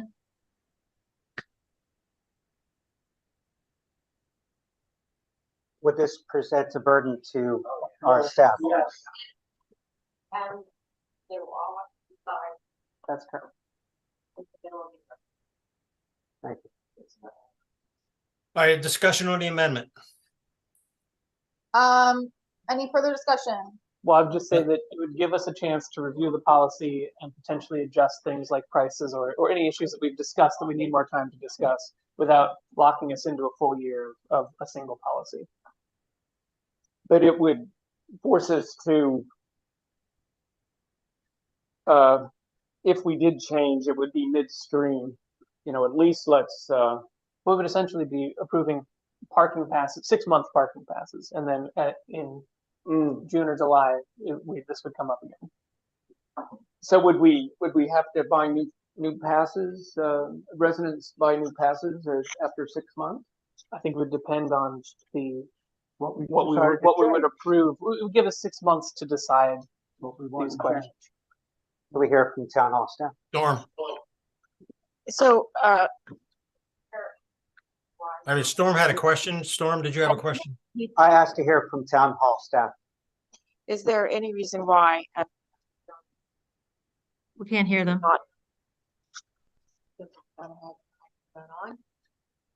One moment, technology's failing. We're fixing it. Can you hear me now? Yes. Okay. In the past, from time to time, we have extended the current policy for a month or two into the next year, not requiring people to repurchase their new permits until, let's say, you did it for 60 days. That would be March 1st. That would give you 2 months to sort the whole thing out, and we would not make mistakes and errors in purchasing, and we would not require residents and other people to come back mid-year and repurchase, which will cause a lot of angst for the staff. If it were extended, would people need to be reissued anything? No, you would just make that if people ask about it, they would be made aware that their current permit has been extended, its life has been extended until March 1st. And our officers would be aware that anyone who has a current permit for this year, the life of it has been extended until March 1st. You have to get your policy done by March 1st, actually by February 1st, so we can order product and have people in here and buy them. But it gives you a month to get this worked out. The other thing that we have to consider is passing the policy determines how the application is written. So if I need to make changes to the application, that policy needs to be set so I can get that done. It does not hurt to extend everything out. It hurts that, or it's going to have more effect if you're changing everything at the last minute. So extending it out for the 60 days works out well for us. Passing part of it, skipping over part of it, that does not, because we have people ready to buy permits, including our short-term rental people. There's been a lot of issues with how the old policy was written. And this new policy was designed to correct those issues because it was brought up, police were involved, and it caused a lot of issues. So if you want to review the policy, I would suggest, like Debbie said, extend it out for the 60 days, work through the details, see what works and see what doesn't work with the parking committee, and then make it effective. But it needs to be done by the beginning of February. So Yeah. that it can be effective. And I need an answer tonight so that I can, people are starting to call saying, when can we get our permits? So I think that is a very good suggestion. Roberta and Zach, would you be willing to remove or withdraw your I'd like to call the vote. Call the vote. Amendment. I'd like to call the vote. Call the vote, please. Okay, I guess we'll call a vote. What are we voting on? Amendment to move to amend the motion to adopt the policy as presented for 6 months rather than a full year. All right, I guess we're doing our roll call. George, No, Chris, No. Storm, No. Zach, Yes, I have, yes. Roberta, Yes. myself, no. Mayor Vaughn, No. okay. All right, motion fails. I'm gonna make a new amendment. Or I guess this would be a whole new motion, so never mind, it would not be amendment. Oh, no. We this- drop back to the original. The original is to pass as It's to presented. pass this as presented. Yeah, so, okay, because I was gonna say, I would then just make an amendment to that, but that would work to say passes presented. Can I say something before we go? If you move it out 2 months, 3 months, whatever, we're gonna start, we will have lost, we've been doing it for 10 or 10 years. And those people aren't gonna come back and get them. Be out of Point of order, let's continue the meeting and let's call the vote. Excuse on me, the- Roberta, I'm trying not to enough hear for here. everybody. Why don't we have a seat? Okay, so roll call on the original motion. Call for decorum. All All right. around. Roll call on the original motion. George. The original motion was to pass it as presented. No. Chris, Yes. Storm, Yes. Zach, No. Roberta, No. myself, no. Mayor Vaughn. Yes. All right, motion fails. All right, so new motion. Motion to postpone or extend the current parking agreement until March 1st, 2024, with a new policy to be in place and agreed upon by February 1st, 2024. Do I have a second for that? Second. George. All right, any discussion? Just want to verify this will not be. Storm, discussion, Storm? Yes, Yeah, thank you. he's discussing. That this will Go not ahead. be disruptive to town hall administering it, and that it'll be communicated so that even though it's out of sync with the regular time, that people will know how to get their permits. Okay. Nina, I'm confused with the two dates. You gave a March date and a February date. Differentiate them So- for me. We would need to have our policy finalized, decided by February 1st, so that March 1st, the new permits could be, we could already have them pre-purchased and ready to go March 1st for people to start using them.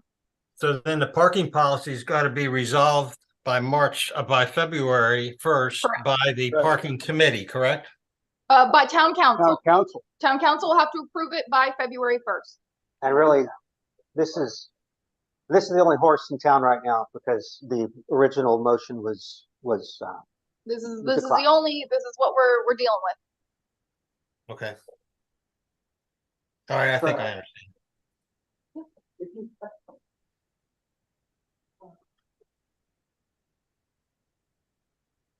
If you pass this motion, just so we're clear of how it's supposed to be administered, we're extending the current parking policy through March 1st.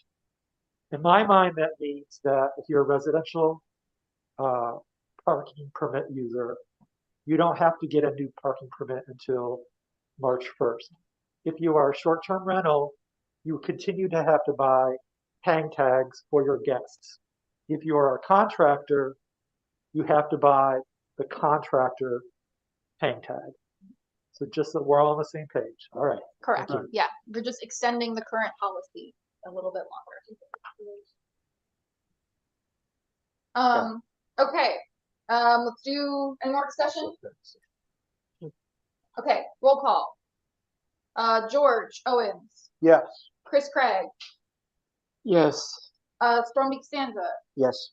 Zach Morris, Yes. and myself, yes. Roberta Me Curry, Yes. Mayor Vaughn. Sure, yes. All right.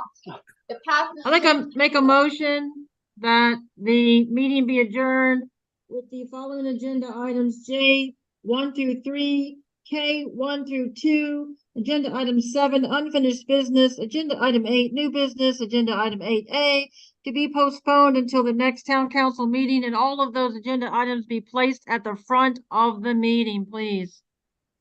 Seconded.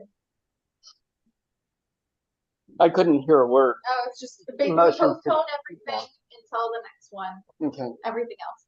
All With right, all those in everything favor- being placed on the agenda item first that we just postponed. All right, all those in favor?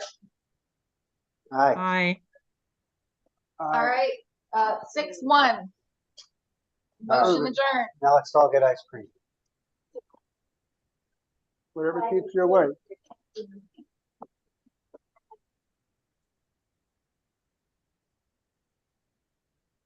Okay.